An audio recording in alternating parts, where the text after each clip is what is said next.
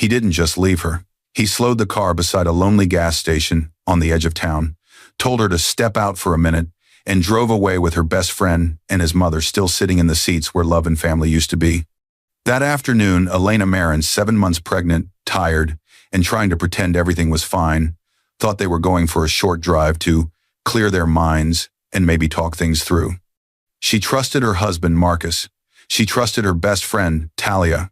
She had spent 5 years trying to earn the approval of his mother, Sylvia, no matter how cold the woman stayed. She left her phone on the charger because Sylvia said, "You don't need distractions today." She left her small purse and wallet on the same table because Marcus said, "I've got my card. We won't be long." She didn't know those simple choices were part of their plan. When Elena stepped out of the car and felt Sylvia's fingers unclip her seatbelt for the first time in years, when she saw Talia avoid her eyes, when the tires kicked dust into her face as the car sped off and disappeared down the empty road, something inside her cracked in a way that would never go back to what it was. They thought they had erased her. No phone, no wallet, no easy way home.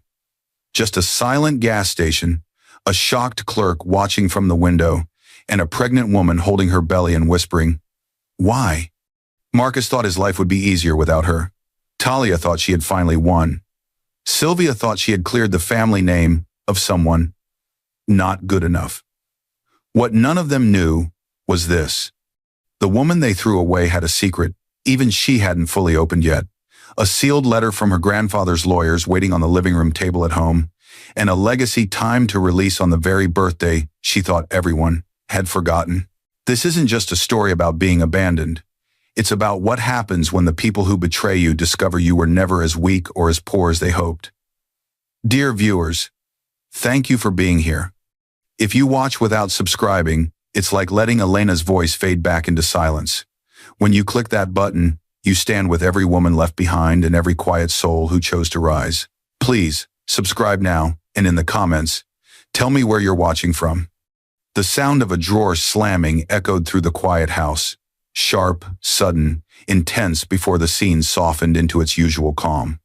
Elena Marin, 29 years old, 7 months pregnant, stood alone in the living room, one hand on her belly, the other steadying a stack of unpaid bills she had been sorting since morning. She was the kind of woman everyone leaned on without thinking, the steady heart of her family, the quiet helper no one ever thanked out loud. Her 30th birthday was tomorrow. There was no cake, no balloons, no surprise, just envelopes, due dates, and a baby's tiny clothes folded on the couch. There was no cake, no balloons, no surprise. Just envelopes, due dates, and a baby's tiny clothes folded on the couch. She hadn't even reminded anyone. Habit taught her to downplay her own needs.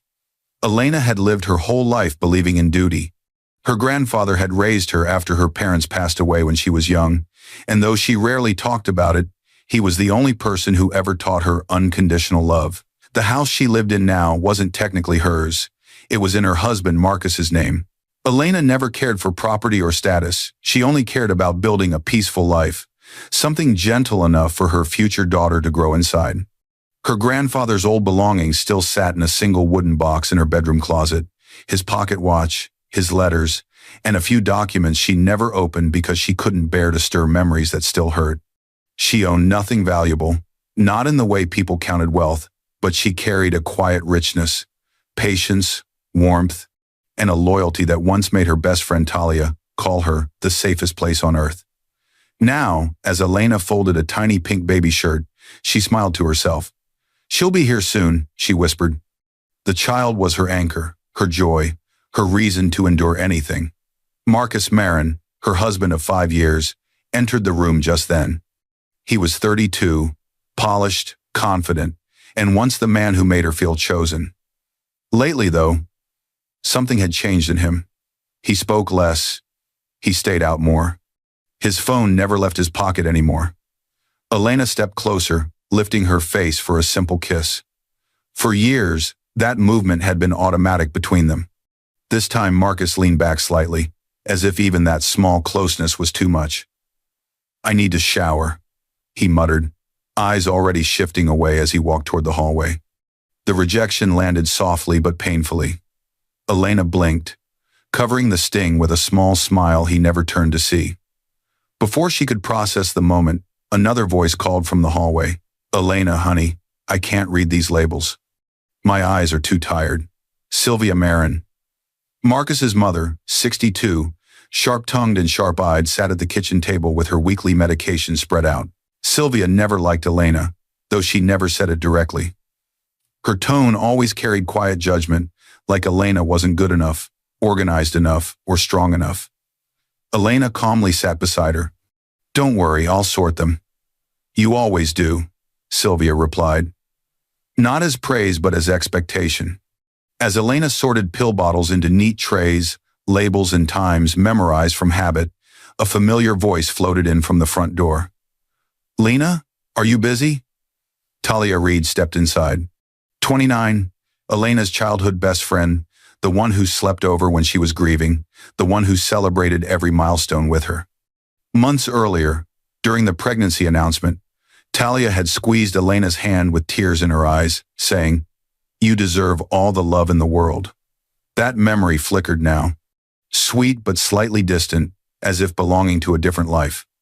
Elena smiled warmly. "Just finishing up here. Come in." Talia walked into the kitchen, her perfume arriving before her footsteps. Sylvia didn't greet her with surprise. Instead, their eyes met for a fraction of a second. A small, tight glance shared between them, quick enough to miss, but loaded enough to bruise if noticed. Something in Elena's chest tightened, though she didn't yet understand why. Talia's grin was too bright. "Thought I'd drop by, check on you and the baby. You know I can't stay away." Elena felt grateful, though a small part of her wondered why Talia had been visiting Marcus's mother so often lately, especially on days when Elena was out at her prenatal classes. She brushed the thought away. Loyalty came naturally to her. Suspicion did not. After helping Sylvia finish, Elena returned to the living room to put away mail. As she separated junk from bills, her fingers brushed across a thick white envelope sealed with gold lettering, Ellison and Pierce Legal. Her heart skipped. Her grandfather's estate lawyers. She turned the envelope over. Her name was written clearly, her current address correct. A small printed line in the corner read, "Time-sensitive documents enclosed." Elena didn't open it. She believed, as always, that it was about property taxes or leftover paperwork she didn't have the energy to face. Birthdays, lawyers, money, it all felt heavy. He was gone. No envelope could bring him back. "Not today," she whispered, sliding it beneath the stack of bills on the small living room table. But as she turned away, the camera would have caught the slightest tremble in her hand. Before betrayal, Elena's world looked simple from the outside. What people didn't see was the weight she carried for everyone else. Then, just as Elena reached for another baby outfit, Marcus's voice echoed sharply down the hallway. "Elena, we need to talk. Now." The demand sliced through the air, cold and urgent. Elena froze mid-step, unaware that this conversation would be the first crack in the ground beneath her feet, and buried under one ignored envelope waited the truth that would outlive every lie around her. Later that afternoon, the sound hit her like a slap, whispers, hurried and urgent, coming from behind Marcus's closed office door. Elena froze at the top of the stairs, a basket of warm laundry in her arms, her heart hammering against her ribs. She wasn't trying to eavesdrop. She had simply walked past at the wrong moment, or maybe the right one.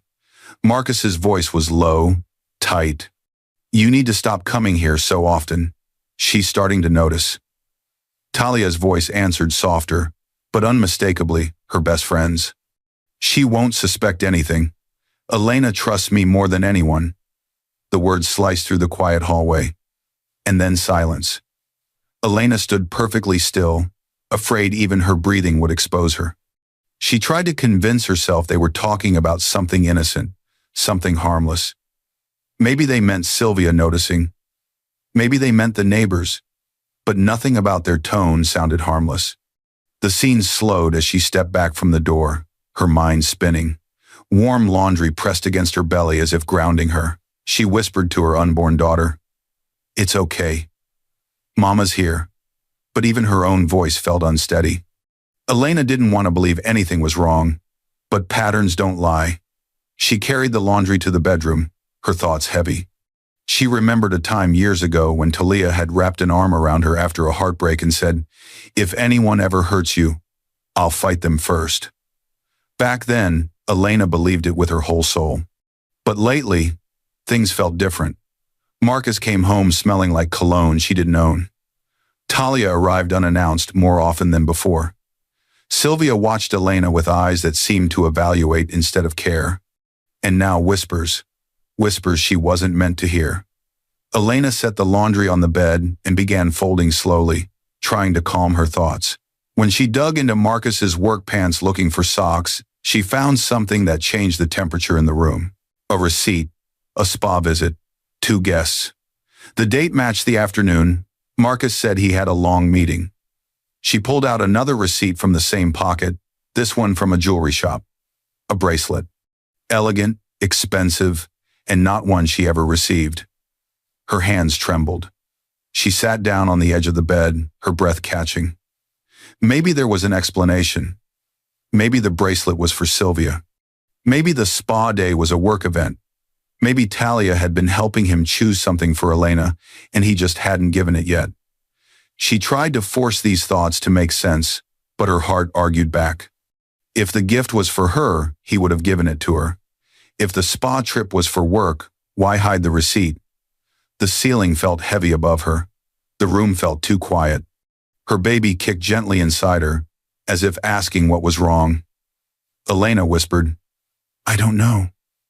Later that afternoon, she stepped outside to check the mailbox, hoping fresh air would clear her mind. That's when a familiar voice called from across the driveway. "Afternoon, Elena." Karen Willis, their friendly neighbor in her early 40s, waved while watering her flowers. Karen was talkative and kind, the sort of woman who noticed details without trying. Elena smiled, though her heart wasn't in it. "Hi, Karen. How are you?" "Oh, I'm good," Karen replied. "By the way, I saw Talia's car here again yesterday. Thought you two were having another girls' day." Elena froze mid-step. Yesterday? She had been at her prenatal class yesterday. Marcus had insisted she go, saying he'd be working from home and that Sylvia would rest in her room. Karen kept talking casually, unaware of the storm forming in Elena's chest. "I figured she was helping you get ready for the baby. She sure comes by a lot these days."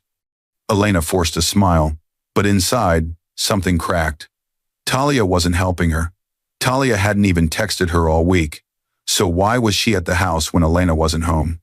Inside the house again, Elena closed the door gently behind her, not out of calmness, but because she was afraid if she didn't, she would slam it.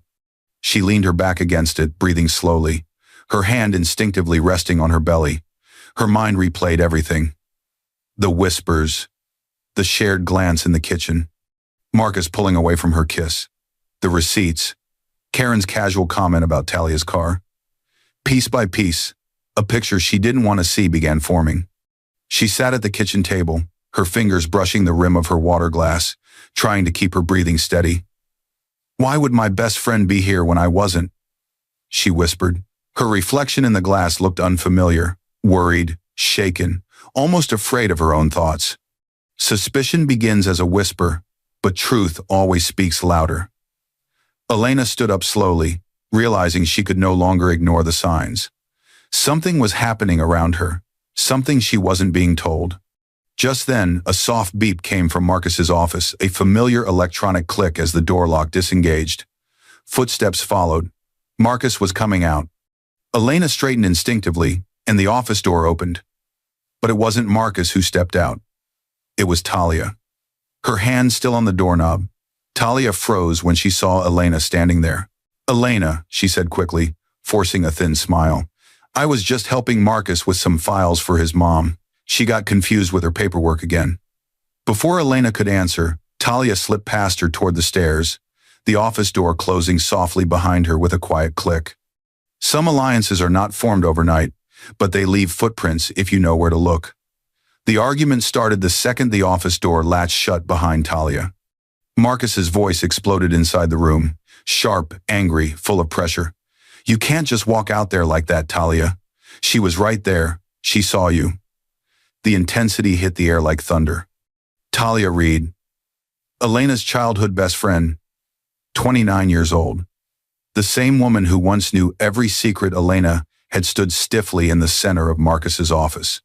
Her chest rose and fell quickly. She was nervous but trying to look confident. The house outside grew quiet again, unaware that inside this one room, Elena's world was being rewritten. Marcus paced behind his desk, running a hand through his hair. "You're going to ruin everything. She already heard us yesterday." Talia's jaw tightened.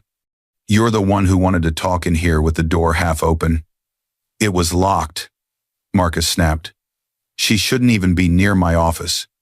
The lock, the way it had beeped open when he emerged before. Elena never entered this space without him telling her to. They had counted on that. Until today, when Talia stepped out at the wrong moment. Slowly, the energy shifted. The explosion of anger softened into something more dangerous. Quiet planning. Sylvia Marin, Marcus's 62-year-old mother, entered the room next. She didn't knock. She never did. She stepped in and moved with purpose, closing the blinds as if she had done this many times before. This wasn't a mistake. This wasn't confusion. This wasn't sudden. This was coordination. This wasn't spontaneous betrayal. It was planned. Sylvia turned her sharp eyes toward them. "You two need to get your story straight," she said. Her voice was calm but carried the tone of someone used to giving orders. "Elena is too trusting, but she's not stupid." Talia crossed her arms, her voice defensive. "I told you she wouldn't check the office. She never comes in here unless Marcus tells her to." Marcus glared. "She was in the hallway, Talia, and Karen mentioned your car again. If Elena puts it together, then you control the story first." Sylvia cut in, as if the solution were simple. "Make her feel guilty. Make it her fault." "You've done it before." Marcus looked down, jaw clenching. He had done it before. Every time Elena raised a concern, he'd turned it into an overreaction, a misunderstanding, pregnancy hormones. Sylvia walked behind his chair and rested a hand on his shoulder. "You've let this go on too long, Marcus. She was never right for you. Her background, her lack of ambition. She drags you down." She spoke as if Elena wasn't the woman who cooked meals, handled bills, cared for Sylvia's health, and tried endlessly to please her. Talia's eyes flickered with something between guilt and agreement. "She's comfortable," Talia said quietly. "Too comfortable." "You said it yourself." Marcus exhaled shakily. I feel trapped, Mom. Elena doesn't understand me anymore. She's focused on the baby, on routine, on everything except us." Talia stepped closer, her voice softer but laced with confidence. "Marcus, she was never the right match for you. You said it yourself, she's clingy, emotional. She doesn't get your world anymore." She hesitated, then added, "I understand you better." Marcus looked at her, and the silence that followed confirmed what Elena feared but didn't know yet. This wasn't about a mistake. This wasn't about a brief lapse of judgment. This was an affair built on dissatisfaction, resentment, and shared selfishness. Talia continued, voice trembling from her own fear. "And once the baby comes, she'll need you even more. You'll lose everything. Your freedom, your peace, your goals." She shook her head. "She'll pull you down with her." Her words settled into the air like poison. Marcus nodded slowly, as if agreeing with a story they had already told themselves too many times. Sylvia watched them both, satisfied. She had wanted Elena out for years, and now she finally had leverage. She leaned back in Marcus's office chair, folding her hands. "Well," Sylvia said quietly, "we have a plan. And tomorrow, everything changes." Marcus stiffened. "Already? Tomorrow?" "Yes," Sylvia said. She spoke with the cool certainty of someone who believed she was right. "You take her for a drive. Somewhere quiet. Somewhere she can't just walk home from. You know the old gas station on Highway 12? She paused, letting the idea settle. "You pull in. Tell her to step out and stretch. We drive away." Talia swallowed. "That's extreme." "So is a divorce with property division and child support," Sylvia replied. "You want a clean slate? This is how you get it. She has no car, no family here, no one but us. Marcus was silent for a long moment. Then he nodded. This was betrayal carved in stone. This was their alliance. This was the moment Elena's fate was sealed. And Elena had no idea the people she loved were preparing to discard her.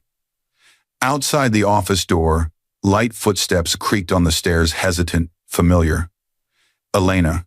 She paused just beyond the door, one hand on the railing, closer than any of them realized. The closer the truth comes to the surface, the faster betrayal prepares to strike. The next morning, the morning they had chosen, began with a jolt. Marcus slammed the bedroom door loud enough to shake the frame. "Elena, get ready," he said sharply. "We're going for a drive. We need to clear our minds." The intensity in his voice hit her like cold water. He rarely woke her that abruptly. Elena, 7 months pregnant and moving slower these days, blinked in confusion. "A drive? Now?" "Yes," Marcus replied, tugging open the wardrobe without looking at her. "It'll help you relax. We need to talk. Away from the house. Away from everything." The edge in his voice should have warned her. But instead, she grasped at the possibility that he wanted to reconnect. After the last few strange days, the whispering, the receipts, Talia stepping out of his office like she belonged there, Elena desperately wanted a sign that her marriage wasn't falling apart. She softened her tone. "Okay, maybe it will help." The scene slowed as she changed clothes carefully, breathing deeply, telling herself that this might be the moment they talked honestly. Maybe Marcus was ready to explain. Maybe he wanted to fix the distance between them. Maybe she was overthinking. She touched her belly. "Maybe this will be good for us," she whispered to her unborn daughter, wanting the words to be true. When she stepped into the living room, Talia was already standing near the door, bright smile plastered on her face. Talia, her best friend, the woman she trusted, looked completely at ease, as if early morning surprise drives were normal. "Talia?" Elena asked softly. "You're coming too?" Talia nodded, brushing imaginary dust off her jacket. "Of course," Marcus said. "You've been stressed. I thought I'd tag along, keep you company. Make sure you're comfortable." Her tone was cheerful, but her eyes darted quickly toward Marcus, as if checking for approval. Elena tried to ignore the rush of nervousness moving through her. "Thanks," she said quietly. "That's thoughtful." Just as they headed for the door, Sylvia appeared from the hallway. Sylvia always seemed to show up when Elena least expected it. Today, she wore a smile that didn't reach her eyes. "Sweetheart," Sylvia said sweetly, "leave your phone here. Let it charge. You don't need distractions today. Just relax and enjoy the drive." This was out of character. Sylvia never reminded her to rest. She never suggested Elena switch off. She barely cared if Elena sat down during the day. A quiet alarm rang in Elena's mind. "I'll just put it in my bag," Elena began. Marcus cut in quickly. "No, leave the bag too. We're not going far, and I've got my wallet. You don't need to carry extra weight in your condition." His words sounded caring on the surface, but something colder hid underneath. Logic formed in her mind. He didn't want her to call anyone, didn't want her to check messages, didn't want her to reach out if something felt wrong. Her fingers hovered over her phone and small purse on the side table before she reluctantly set them both down. "All right, if that's what you want." As they walked to the car, hope is the softest place to hide a knife. The car ride began quietly, too quietly. Elena sat in the passenger seat, watching trees pass by, trying to ignore the tension. Sylvia sat behind her. Talia sat behind Marcus. For a short, hopeful moment, Elena let herself imagine this was a family trying to heal. Marcus gripped the wheel in silence, jaw tight, eyes fixed ahead. She tried to start a conversation. "Marcus, is everything okay between us?" "Later," he answered. That one word made her heart sink. The silence that followed was heavy enough to make her chest ache. Elena turned her face toward the window, clinging to hope even as it crumbled inside her. After about 20 minutes, something strange happened. Marcus took a sharp turn off the main road, a turn he had never taken before. Not on any trip, not on any drive. It wasn't the way to the beach. It wasn't the way to the park. It wasn't the way to any place they usually went. Elena's breath caught. Marcus, this isn't the right direction. He didn't answer. Another turn. This one, harsher. Her heartbeat thudded in her ears. Talia leaned forward from the back seat, her voice forced and slightly shaky. Everything's fine, Lena. Just trust us. Trust. A word that suddenly felt empty. Elena's hands slowly moved to her stomach, as if instinctively protecting her child. Up ahead, she saw a small, isolated gas station in the distance. Marcus was driving straight toward it with a determined expression she had never seen before. And deep inside, something cold whispered, "This isn't a drive to clear your mind. Some moments don't break a life. They split it in two." Marcus slammed on the brakes so hard, the car jerked forward, throwing Elena against her seatbelt. The sudden stop hit her body with violent force. Her breath caught, her hands flew to her stomach, and for a moment, the shock froze every muscle in her body. "Marcus," she gasped. "What are you doing?" The car sat in front of an empty, quiet gas station, no other cars, no movement, only the dull hum of a flickering overhead light. The place felt wrong, eerie, chosen on purpose. Marcus didn't answer. The intensity of the moment was immediate, too sharp, too sudden, and Elena's mind scrambled to understand. Slowly, the scene softened into a chilling quiet. The engine hummed. Wind brushed against the windows. The emptiness around them felt like a warning. Elena turned her head toward Marcus, searching for his eyes, for reassurance, for anything familiar. But his face was cold stone. He finally spoke, but not with comfort. "Step out for a minute. Stretch your legs. You've been sitting too long." His tone was flat, practiced. Talia leaned forward from the back seat, her smile stretched too wide, too forced. "He's right, Lena. Come on, it's good for the baby. Just a minute." Her voice trembled slightly, not with fear, but with guilt she was trying to bury. Elena frowned. "Why here? This doesn't make sense." Sylvia, who rarely touched Elena, suddenly reached across and unbuckled her seatbelt with quick, sharp fingers. "Go on, dear," she said with a sugary smile. "Just step out for a moment. We'll grab some water and snacks." Everything happened too fast. Before Elena could protest, the car door swung open beside her, letting in a cold breeze that prickled her skin. Her heart pounded. Her baby shifted anxiously inside her belly. This wasn't right. This wasn't safe. This wasn't normal. Still, she stepped out slowly, one hand gripping the doorframe, the other wrapping protectively around her stomach. She trusted too much. She wanted too badly to believe she was overthinking. The gravel beneath her shoes felt unstable. The air felt heavier than before. It takes only 15 seconds to end a life someone worked years to build. Elena turned back toward the car, confused and scared. "Marcus? What's happening?" For one horrifying second, she thought he might get out and explain. Tell her she misunderstood. Tell her everything was fine. Tell her he loved her and this was all a bad joke. But he didn't move. He shifted the car into drive. Talia avoided Elena's eyes, staring straight ahead. Sylvia pressed her lips together, watching like someone waiting for a performance to end. And then, the car lurched forward. "Marcus!" Elena cried, stepping toward it instinctively, her hands reaching out. "Marcus, wait!" Her voice broke, cracking under the weight of disbelief. But the car accelerated. Dust kicked up behind the tires, gravel sprayed. The sound of the engine grew smaller and smaller. Within seconds, they were gone. Elena stood alone in the stillness, her breath trembling, her arms clinging to her stomach as if shielding the only remaining part of her world. The silence screamed louder than the engine. Her knees wobbled. She blinked rapidly, hoping she was still asleep in her bed at home, that this was some cruel dream she would wake from. But reality stayed. Reality burned. Her phone was on the living room table. Her wallet and ID were in her purse beside it. Her husband, her best friend, and her mother-in-law had driven away in the only car she had access to. She took one small shaky step forward, staring at the empty road where the car disappeared. Her voice came out as a whisper, fragile and breaking. "Why?" There was no answer. Not from Marcus. Not from Talia. Not from Sylvia. But someone had seen. Inside the small gas station booth stood Rosa Alvarez, a gas station clerk in her mid-40s. Rosa had been sweeping the floor when she witnessed the entire moment, the car pulling in, the confusion on the pregnant woman's face, and then the sudden abandonment.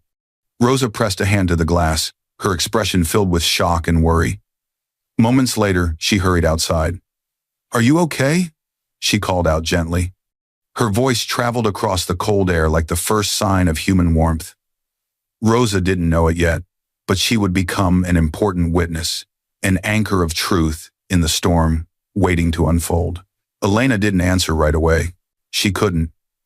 Her throat was tight, her thoughts tangled, her heart shattered into too many pieces to gather.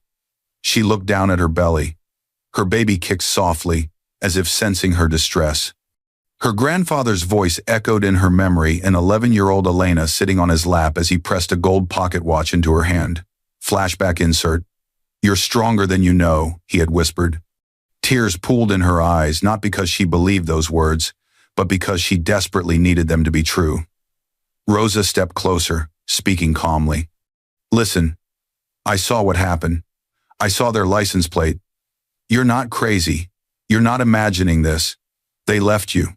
The pain pulsed through Elena, but beneath the pain grew something else. A spark, a shift. The first breath of a woman who had nothing left to lose. But betrayal wasn't her ending, it was her beginning. A car approached in the distance, slow, unfamiliar, its headlights creeping closer, forcing Elena to take a step back. Unsure if this stranger would be her rescue or another danger. Sometimes the next chapter begins with the opening of an envelope you were never meant to ignore. The same car that had pulled up to the gas station screeched to a stop in front of Elena's house, and the sudden motion jolted her forward. "Careful," the driver said, reaching out as she steadied herself. He was a middle-aged man named Paul, someone who had simply seen a pregnant woman standing alone at a gas station and couldn't drive past without helping. He didn't ask many questions. He didn't need to. The fear in Elena's eyes told him enough. The intensity of the ride home lingered as she stepped out of the car. Her legs trembled, her breath uneven. She thanked Paul with a shaky voice. "Thank you for stopping. I don't know what I would have done." He gave her a sympathetic nod. "You take care of yourself, all right? If you need to call someone, go inside and use your phone. You're not alone." Then he drove off, leaving her standing in front of the house where everything had fallen apart just hours earlier. The door felt heavier than usual as she pushed it open. The quiet inside was suffocating. No voices, no warmth, no explanation waiting for her. No one was home. Marcus's car wasn't in the driveway. Talia's car was gone. Sylvia's room door stood slightly open, the bed made. For a brief second, Elena realized something. They hadn't just left her at the gas station. They had walked back into their lives without her. Slowly, her panic softened into a numb kind of stillness. She walked into the living room. On the small table by the couch sat exactly what she had left behind that morning. Her phone on the charger, her small purse with her wallet inside, and the stack of mail she'd been sorting before the drive. The familiar envelope caught her eye again, Ellison and Pierce Legal. Her fingers hovered above it, shaking. She had ignored it before. She thought it was about taxes or leftover paperwork she didn't have energy for. But after what happened today, she couldn't ignore anything anymore. The same letter she dismissed now held her future. She tore it open with trembling hands. A formal document slid out. Her eyes skimmed over the printed lines, words blurring until one sentence snapped into focus. "Notification of inheritance release, effective on your 30th birthday." Her breath caught. Her 30th birthday was today. Her heart thudded loudly, drowning out the world around her. A phone number was printed at the bottom. With her cell still charging and untouched, she grabbed the old landline on the side table and dialed. The line rang once, twice. Then a steady, calm voice answered. "This is attorney Lydia Chen." Elena swallowed hard. "My name is Elena Marin. I received a notice from your office about my grandfather." There was a small pause, papers shuffling. Then Lydia replied, her tone gentle but firm. "Ah, yes. I've been expecting your call." My call?" Elena whispered. Yes, Lydia said.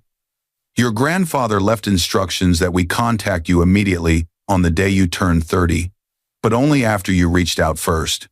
He wanted this to be your decision, your moment. Elena shut her eyes as emotion built inside her. Her grandfather, her only real family, had always believed in her. Even after his passing, he still cared enough to plan for her future. A soft montage flickered through her mind. Him teaching her to fish at a quiet lake. His warm laugh as she proudly showed him her first catch. Him tying her shoelaces when she was too small to reach. Him handing her a gold pocket watch and whispering, "You're stronger than you know." Her throat tightened. Tears blurred her vision. What did he leave me? She whispered. Lydia's voice remained calm but carried weight. Everything he owned. His full estate, properties, accounts, investments. All of it. Elena's lips parted in disbelief. All of it?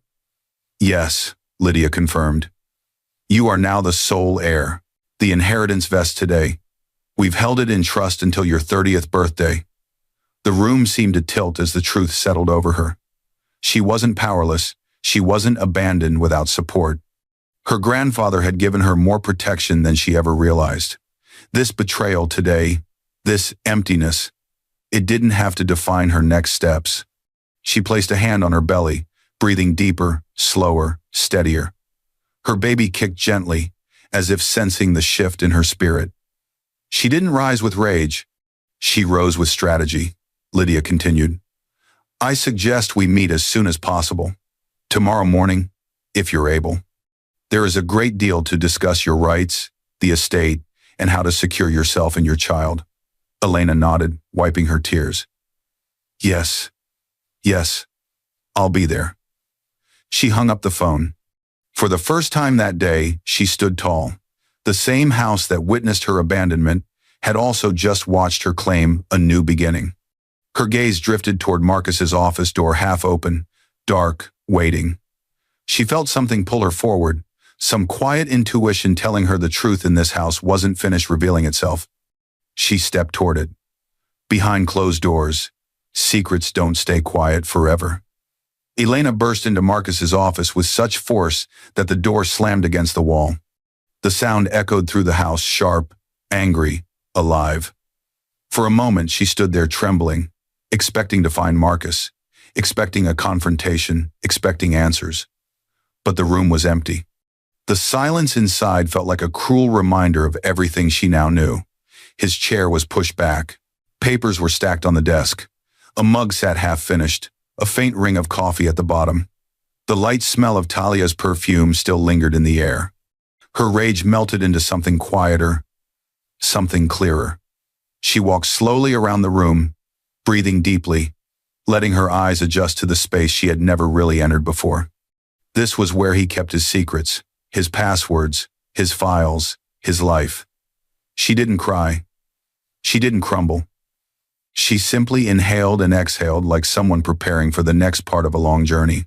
Revenge is strongest when silent. Elena reached into her pocket and took out the note she had scribbled with attorney Lydia Chen's address and meeting time. Inheritance had given her options. But justice needed proof. It needed planning. It needed allies. She looked at the computer on Marcus's desk, at the filing cabinet where he kept documents labeled personal, at the drawer that had always been locked. She didn't touch anything. Not yet. Instead, she stepped back and whispered to her daughter, "We will do this the right way." Days later, Elena sat inside a quiet office space across from two people who would become the pillars of her fight. Lydia Chen had kept her promise. At their first meeting, she listened to everything, how Elena was abandoned, the gas station, the car leaving, the years of quiet loyalty. Lydia had then referred her to two trusted professionals. Now those two sat across from Elena. Victor Hale, early 40s, private investigator, calm eyes and steady posture, introduced himself first. "Mrs. Marin, I'm here to help you gather every piece of evidence. Nothing will be left unclear." Next was attorney Donovan Pierce, mid-30s, sharp-minded and direct. He worked in the same Ellison and Pierce network as Lydia, but specialized in family law. "Elena," he said gently, "you're not alone anymore. We'll handle this one step at a time. Elena nodded, fingers interlocked tightly on her lap. Her heart was still bruised, but her mind sharp now was awake. The security of her grandfather's inheritance had allowed her to sit here without worrying about the cost of help.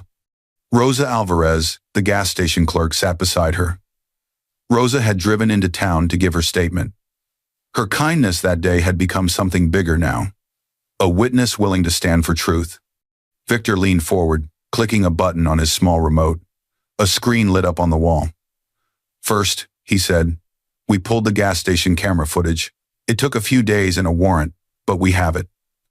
On the screen appeared the exact moment Elena stepped out of the car. The truth played in silent, painful clarity. The confusion on her face, the car speeding away, her hands clutching her stomach. Rosa lowered her eyes, whispering, I'm so sorry you went through that.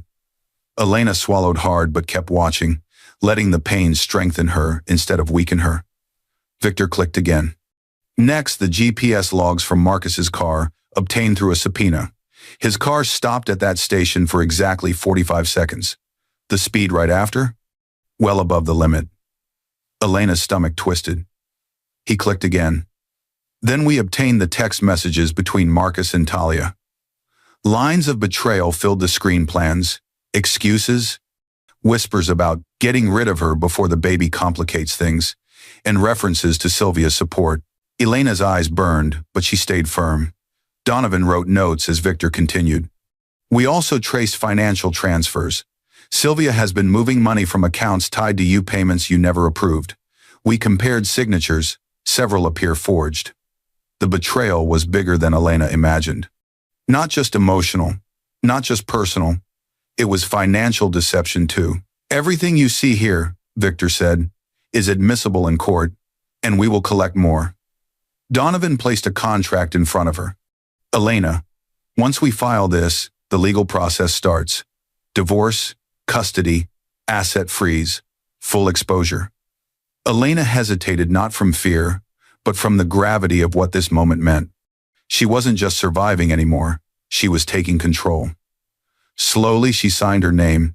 Her signature wasn't shaky, it was strong. Victor gave a small nod of respect. We've already started digging through Marcus's records. If there's anything else he's hiding, we'll find it. Rosa squeezed Elena's hand. You deserve better. I'll testify. I saw everything. Elena felt warmth in her chest, proof that kindness still existed somewhere in her world. Donovan leaned back, studying the piles of evidence. Elena, he said with a tone both calm and serious, this won't just win in court. This will ruin them. Elena closed her eyes for a moment and breathed, her baby kicking softly as if sensing her new strength. Just as she stood to leave, Victor looked up from his laptop, confusion flashing across his face. Elena, there's something else in Marcus's records, something big. He turned the screen toward her, and her whole body tensed. On the screen was a recently approved life insurance policy in her name, taken out months ago. The beneficiary, Marcus. The payout, more than enough to cover his debts and build a new life, without her. Sometimes the truth doesn't just set you free. It proves someone was willing to profit from your disappearance. Weeks later, the gavel slammed against wood, with such force it echoed like thunder. Everyone in the courtroom flinched except Elena. She sat straight, steady, composed, nothing like the abandoned woman who had stood crying at a gas station weeks earlier. Today, she wore quiet strength like armor. Her hands rested gently on her pregnant belly, a reminder of what she was fighting for. Marcus Marin, her husband, stood beside his attorney at the opposite table. His face was pale, his jaw tight. Gone was the confidence he always carried. Today, he looked cornered. Next to him sat Talia Reed, Elena's former best friend, dressed in trembling guilt. She kept her eyes down, unable or unwilling to meet Elena's gaze, and beside them, stiff and furious like a shaken hive, sat Sylvia Marin, Marcus's mother. She held her purse tightly in her lap, her lips pinched with frustration. She never imagined she would have to defend herself in a courtroom against her own daughter-in-law. They expected a broken girl. Instead, they faced an empire. At Elena's table sat her lawyer, Donovan Pierce, sharp-suited and calm. To her left sat Rosa Alvarez, the gas station clerk, ready to testify. Behind them, Victor Hale, the private investigator, prepared the final files and exhibits. And at the front of the room, overseeing every moment with steady authority, sat Judge Marianne Torres, known for her fairness and zero tolerance for lies. The hearing began with the evidence presentation. Donovan stood first.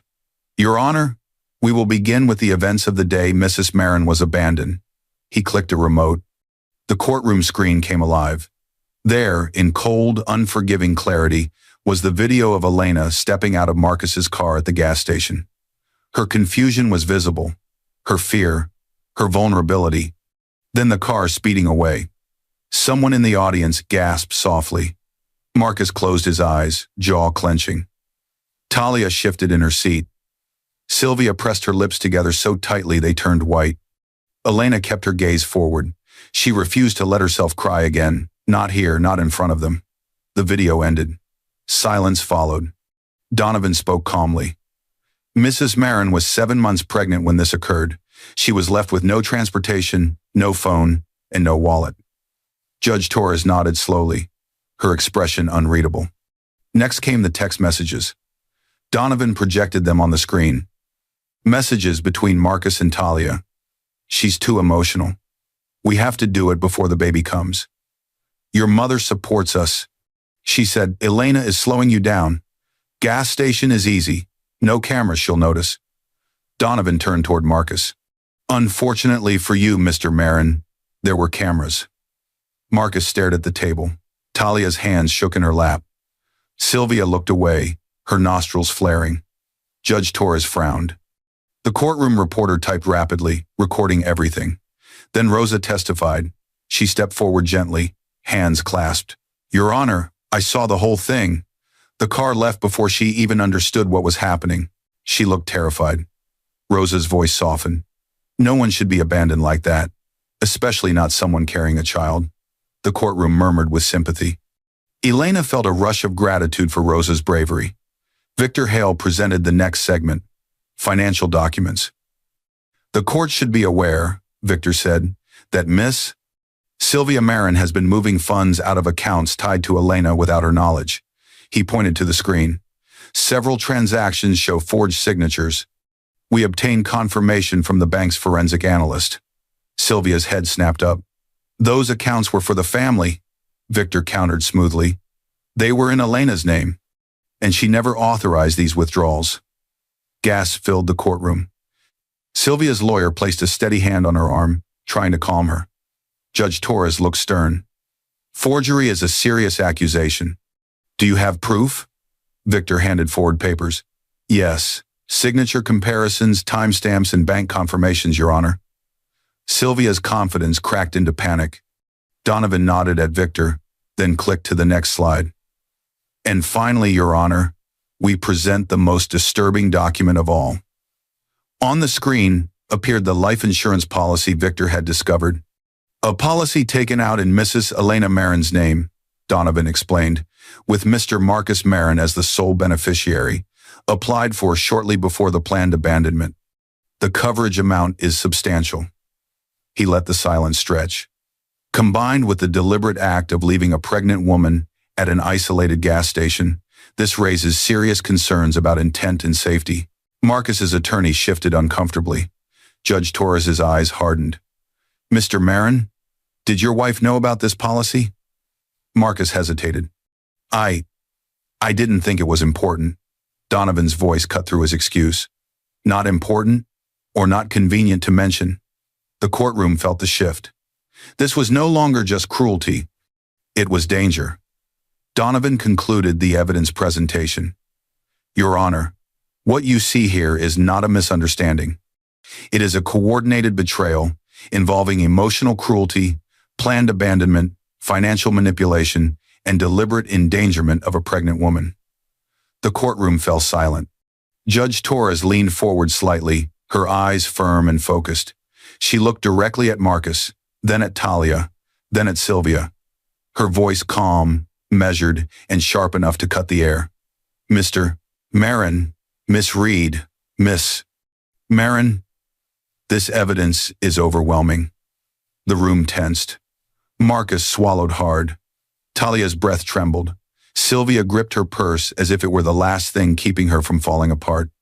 And Elena finally allowed herself a slow inhale, one filled not with pain, but with power. For the first time, they realized the cost of cruelty. Judge Torres lifted the final document, preparing to announce her ruling when the courtroom doors swung open behind them, and a familiar voice called Elena's name. Everyone turned. Elena froze. It was Lydia Chen, holding a folder marked with Elena's name, proof of her inheritance and financial independence, prepared to ensure Marcus couldn't touch a cent. Sometimes the greatest downfall begins when the world sees exactly who you tried to destroy. The courthouse doors flew open with a violent crash as Marcus burst outside, shoving past reporters and ignoring the flash of cameras. His face was frantic, pale, desperate, so different from the man who once abandoned his pregnant wife at a gas station without a backward glance. "Elena!" he shouted, voice cracking. The intensity of his panic cut through the courthouse courtyard. The noise of the world seemed to fall away as he sprinted toward her. Elena stood on the courthouse steps, breathing steadily, one hand gently covering her belly. Judge Torres had just issued a strong temporary ruling. Primary custody to Elena, immediate restraining order against Marcus, and a freeze on any assets he tried to hide. Sylvia faced separate fraud charges. Talia's reputation was shattered before everyone who heard the testimony. Talia and Sylvia trailed behind Marcus now, both shaken by the ruling. Neither looked victorious. The three of them stood exposed before the world, judged, embarrassed, and defeated. But Elena, she looked calm. She looked whole. Marcus reached her first. He grabbed her arms, almost dropping to his knees right there. "Elena, please," he begged. "I made a mistake, a horrible mistake. We can fix this. We can fix us." The intensity softened into a slow, deep ache as Elena stared at the man she once loved. His eyes were red, filled with panic. His breathing was fast and broken.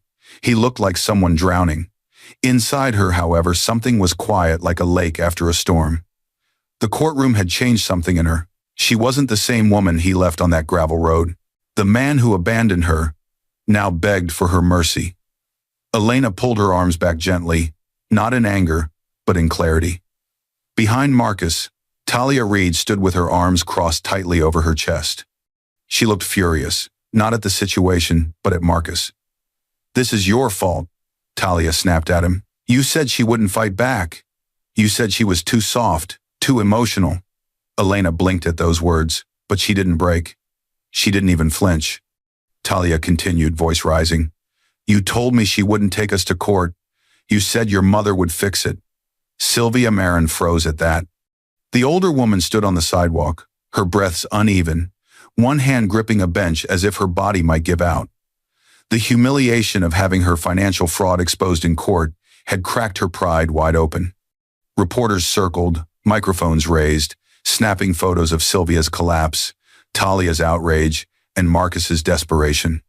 Elena stood still, protected by her own calmness, an emotional shield none of them could break now. Marcus reached for her again, his voice trembling. "Elena, I thought you didn't love me anymore. I thought you didn't care. I thought." Elena stopped him with a raised hand. She finally spoke, her voice soft but steady, like steel wrapped in silk. "You walked away first." The words didn't shout. They didn't shake. They simply ended something. Marcus's face crumpled. Talia looked away, jaw tight. Sylvia sank onto the bench completely, burying her face in her hands. Elena's eyes filled with quiet determination. She wasn't here for revenge. She was here for truth, closure, and the safety of her unborn child. The crowd behind them whispered. Lawyers watched from the doorway. Even the courthouse guards paused to witness this moment, the final unraveling of a family built on lies. Marcus let out a broken sound, falling to his knees on the cold concrete. The courtyard held its breath. "Elena," he begged again, "please, please, don't leave me. I have nothing left without you."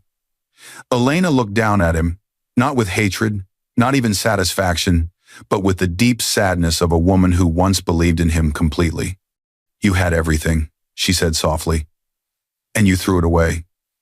Talia scoffed loudly and stormed off, heels clacking against the pavement. She didn't look back.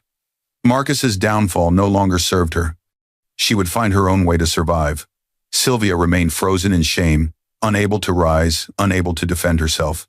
Marcus stayed on his knees. "Elena," he whispered, "I love you." Her heart tightened, not because she believed him, but because she finally understood something important. Love was never supposed to feel like begging for crumbs. She stepped back, lifting her chin. "Marcus, I don't need your love anymore." Silence followed, heavy, final. But Elena didn't need their suffering to feel whole. She turned away, ready to walk toward the future her grandfather had prepared for her. Away from courts, away from lies, away from the people who had tried to erase her. Just as Elena stepped down the final stair, a lawyer rushed out of the courthouse. "Mrs. Marin," he called breathlessly. There's something else you need to see. It was just filed, from Mr. Marin, and you need to read it immediately." Elena froze mid-step. Marcus's head jerked up in shock. Talia stopped walking away. Sylvia slowly lifted her tear-streaked face. The lawyer held out a document. "It's an emergency petition. He's asking the court to challenge your inheritance and claim joint control, arguing you're emotionally unstable and can't manage it alone." Elena's eyes narrowed, not in fear, but in tired disbelief. Of course he would make one last desperate move. Sometimes the final blow doesn't come from betrayal, but from the last act of someone who refuses to accept they've already lost. The newborn's cry broke through the quiet room like a sudden burst of life. Months had passed since the courthouse steps. Marcus's emergency petition had been denied. Judge Torres rejected his request to touch her inheritance or control her finances, citing the evidence of his abuse and abandonment. The divorce process was underway. Protective orders remained in place. Elena had not seen him since.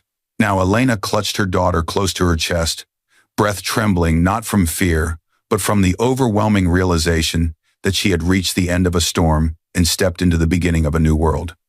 The intensity of the moment washed over her, strong enough to make her knees weak. She stood inside her grandfather's restored estate, a large, peaceful home filled with sunlight and warm wooden floors. Renovations had finished only weeks before the birth. Fresh paint, open windows, a nursery made with care. Everything here felt like safety, like healing. The child in her arms cried again, softer this time. Elena rocked gently, whispering, "It's okay. Mama's here. You're home now." Her voice calmed the baby instantly. Slowly, the intensity faded into a soft, reflective, quiet. Elena walked to the window, looking out at the long driveway lined with tall trees her grandfather planted years before she was born. She felt him everywhere here, in the walls, in the land, in the way sunlight filtered through the leaves, exactly the way it had during her childhood. She wasn't saved by money. She was saved by the truth that she was worth more than the people who failed her. Behind her, footsteps approached. Attorney Lydia Chen, dressed in her usual calm professionalism, stepped into the nursery doorway. "She's beautiful," she said softly. "Your grandfather would have loved her." Elena smiled. "I hope she grows up with his strength." "She already has yours," Lydia replied. They shared a quiet moment, both knowing the journey that had brought Elena here. Betrayal, abandonment, court battles, a desperate last petition, unexpected inheritance, and now a child who represented everything pure and new. Lydia handed her a set of final documents. "These close the last of the estate transfers. Everything is officially yours now. The house, the land, the investments. You and your daughter are secure. And with the court's orders, Marcus has no claim to any of it." Elena thanked her, though gratitude felt small compared to the relief she felt inside. She no longer carried fear, no longer carried doubt, no longer carried the weight of people who never valued her. She pressed her lips gently against her daughter's forehead. "Baby girl," she whispered, "we're free." She stepped into the living room, sunlight warming her skin. Everything here felt like a promise, a life built on truth, strength, and self-worth. A life where no one could abandon her again. Her daughter's tiny hand reached up suddenly, gripping Elena's finger with surprising strength. Elena smiled, eyes soft with pride. Sometimes, being abandoned is how you discover where you truly belong. The camera slowly zoomed in on the baby's tiny fingers curled around Elena's, the symbol of a new beginning shaped not by betrayal, but by resilience. He didn't just betray her. He waited until her body was torn from childbirth, until she could barely stand, until she came home from the hospital holding their newborn in her arms. Then he emptied their savings and blocked her access to everything. That afternoon, in a quiet suburban home, Elena Pierce tried to buy simple postpartum medicine. Her card was declined, then declined again. In front of strangers, in front of her best friend. Stitches still fresh, baby crying on her shoulder. She stood there humiliated, told there were insufficient funds in accounts she thought she could access. At home, when she finally called the bank, the truth hit harder than any contraction. The accounts had been restructured 6 months ago. Mark had moved their savings into accounts under his name only, listing her as an authorized user he could remove at will. While she focused on her pregnancy, he'd been preparing, planning, positioning himself to take everything. Primary account holder, Mark Hamilton Savings Transfer, $148,700 to external account investment transfer, $62,000 to external account authorized user, Elena Pierce. Access revoked. While she rocked their newborn alone, he was pouring champagne in another woman's apartment, laughing, telling her, "She can't touch $1. I made sure months ago. She's trapped." But what he didn't know was this. 3 weeks earlier, before Elena went into labor, a letter had arrived from her late father's attorney. She'd been too overwhelmed with final pregnancy appointments to open it. Inside that envelope was paperwork for a trust that had been maturing for over a year. A trust her father established before his death, with one instruction: don't tell her until she truly needs it. Her father had left her $150 million. This is not just a story about a husband's cruelty. It's about what happens when the woman you try to destroy discovers she was never as powerless as you believed and uses every legal tool available to dismantle your life piece by piece. Dear viewers, thank you for being here. If you watch without subscribing, it's like letting Elena's voice disappear back into silence. When you click that button, you stand with every mother abandoned at her weakest moment and every quiet soul who chose justice over revenge. Please, subscribe now and tell me in the comments where you're watching from. Elena Pierce, 31, stood in the middle of the nursery, breathing hard, one hand pressed against her aching back, the other clutching a tiny blue onesie as if it were the only thing holding her together. The house was quiet, too quiet, and the silence felt heavy, like something inside these walls was hiding a truth she couldn't yet see. She blinked fast, calming her breath, forcing herself to slow down. This was supposed to be the happiest moment of her life, the final days before meeting her daughter. A home built with love, at least she thought so. The room around her glowed with warm morning light. Soft yellows, baby blues, and handmade decorations filled every corner. But Elena didn't just see the nursery. She saw the long road that brought her here. On the dresser sat a framed photo of Elena and her late father, Jonathan Pierce. In the picture, she was 14 years old, sitting beside him on a wooden dock, holding up a small fish. Her father had his arm around her, protective, proud, gentle. Jonathan had been a quiet man with old money, not flashy, not controlling. He raised Elena alone after her mother passed, teaching her that family was built on loyalty, not wealth. She touched the frame now, her thumb tracing her father's face. Under the photo stood another frame, this one a certificate from her past life. Outstanding Employee Award, Pierce and Monroe Consulting. Before her pregnancy, Elena had been a promising financial analyst, one of the best in her department, the type of person managers fought to keep. She understood accounts, investments, transfers. But when she married Mark Hamilton and found out she was pregnant, she chose to step away from her job. She believed building a home mattered more. She believed Mark would protect her the way her father once did. She sacrificed her career. She trusted Mark to handle their finances while she prepared for motherhood. She ignored the voice in her head that sometimes whispered, "Be careful." Her father's old attorney had called twice in the past month, leaving messages about important estate matters. But at that time, she didn't want to think about inheritances or legal documents. She wanted to focus on love, on family, on the baby coming. She sighed now, letting her hand rest on her belly. Everything she had, her memories, her trust, her future she had poured into this life with Mark. Just then, footsteps echoed down the hallway. Mark Hamilton, 34, her husband, leaned into the doorway. He was handsome in a clean, polished way, dark hair, crisp shirt, tired smile. Mark worked in finance, or at least that's what he always said. He often traveled, often worked late, often kept parts of his life tucked behind vague explanations. "Elena," he said lightly, "you're up early." She looked over her shoulder, smiling softly. "Couldn't sleep. She's kicking again." Mark chuckled, walking toward her with slow steps. Anyone watching would think he was the perfect husband, affectionate, caring, present. But his eyes kept drifting toward the dresser where his phone lay. Elena noticed. She had learned to notice the little things.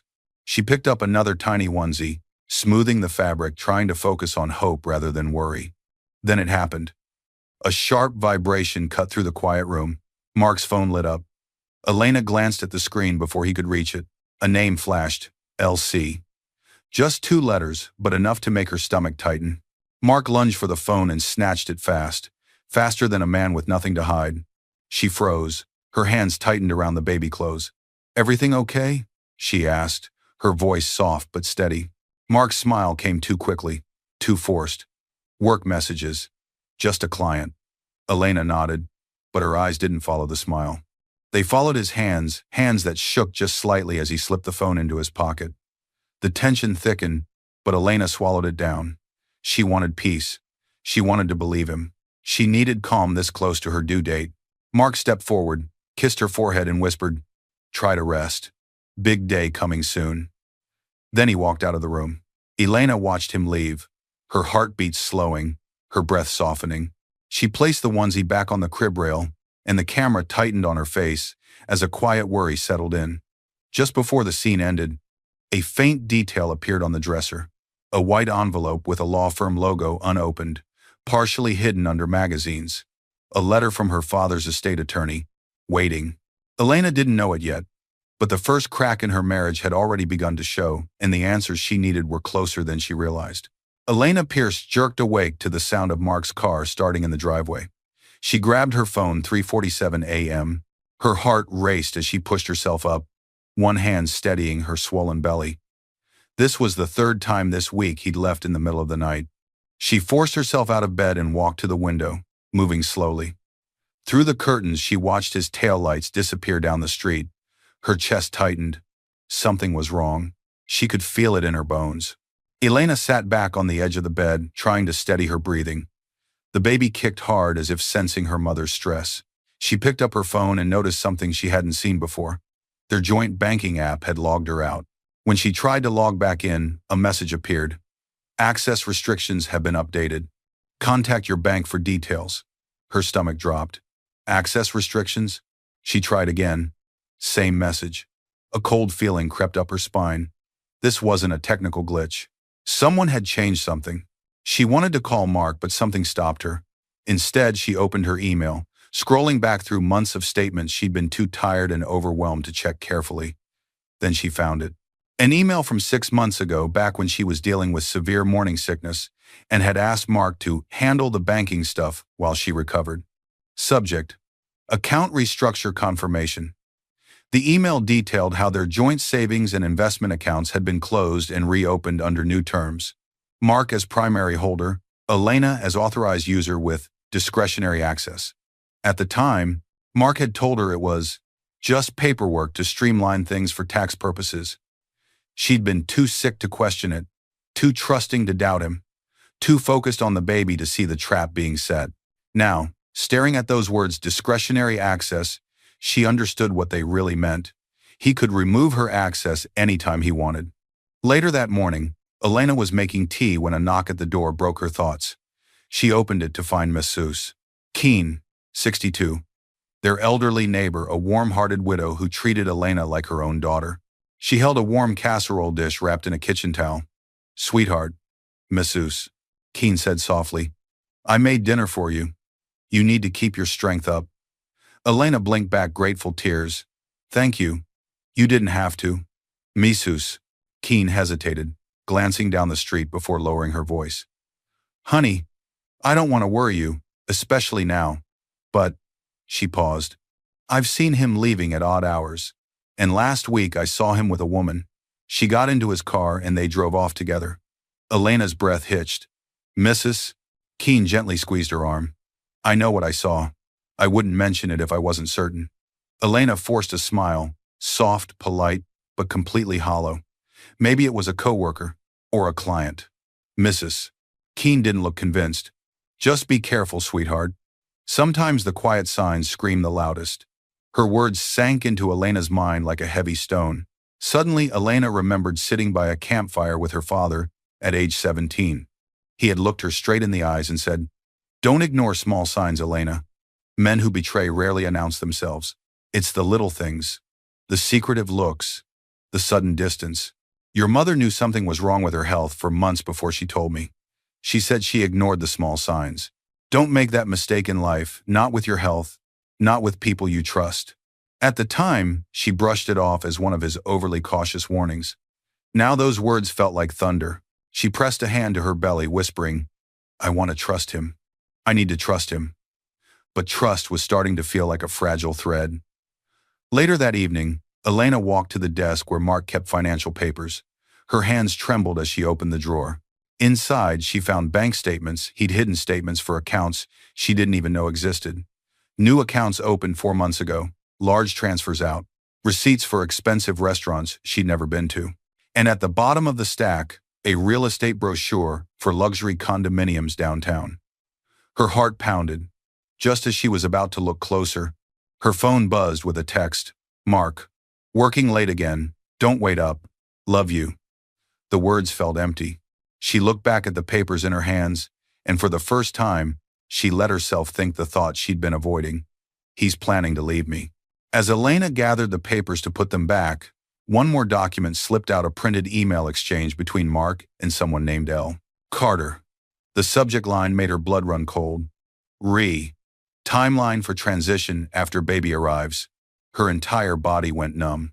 And the next time Mark's timeline would matter most was during the moment Elena needed him desperately inside the delivery room. Elena Pierce, 31, screamed as another contraction tore through her body. Her hands squeezed the metal rail of the hospital bed so hard her knuckles turned white. Sweat rolled down her forehead. The monitors beeped sharply around her, each sound echoing her fear and exhaustion. Her breath shook, her body trembled. The room was bright, cold, too clean, and the pain made everything blur. Beside her stood Mark Hamilton, 34, her husband. His body looked present, but his mind didn't. While Elena cried out, Mark's eyes flicked down to his phone every few seconds, the screen lighting up his face. Mark, please, Elena gasped, her voice cracking. I need you. He reached out with one hand and placed a palm on her shoulder, forcing a comforting smile. I'm here. I'm right here, he said. But his other hand held the phone slightly behind his leg, tilted so she couldn't see the screen. The nurse, Karen Miller, 46, stepped closer to the bed. She was the kind of nurse who had worked deliveries for over 20 years. Calm, experienced, gentle, but also observant. She'd seen every kind of partner in delivery rooms, and something about Mark's behavior made her professional instincts sharpen. You're doing so well, Elena, Nurse Karen said, adjusting Elena's oxygen tube. Just breathe with me, slowly. In and out. Elena tried, but the contraction hit hard and fast, and she cried out again. Mark, she called, desperately searching for his eyes. But Mark wasn't looking at her. His phone buzzed again.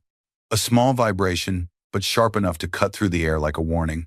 Elena felt it. Not even the pain could blind her to how distant he seemed. Her mind flashed back for a moment, even in the middle of agony. Her father, Jonathan Pierce, speaking to her at age 20, right before she left for her first serious job. Sweetheart, when life pushes you to your limits, look at the people standing beside you. That's when their truth shows. Pressure doesn't build character, it reveals it.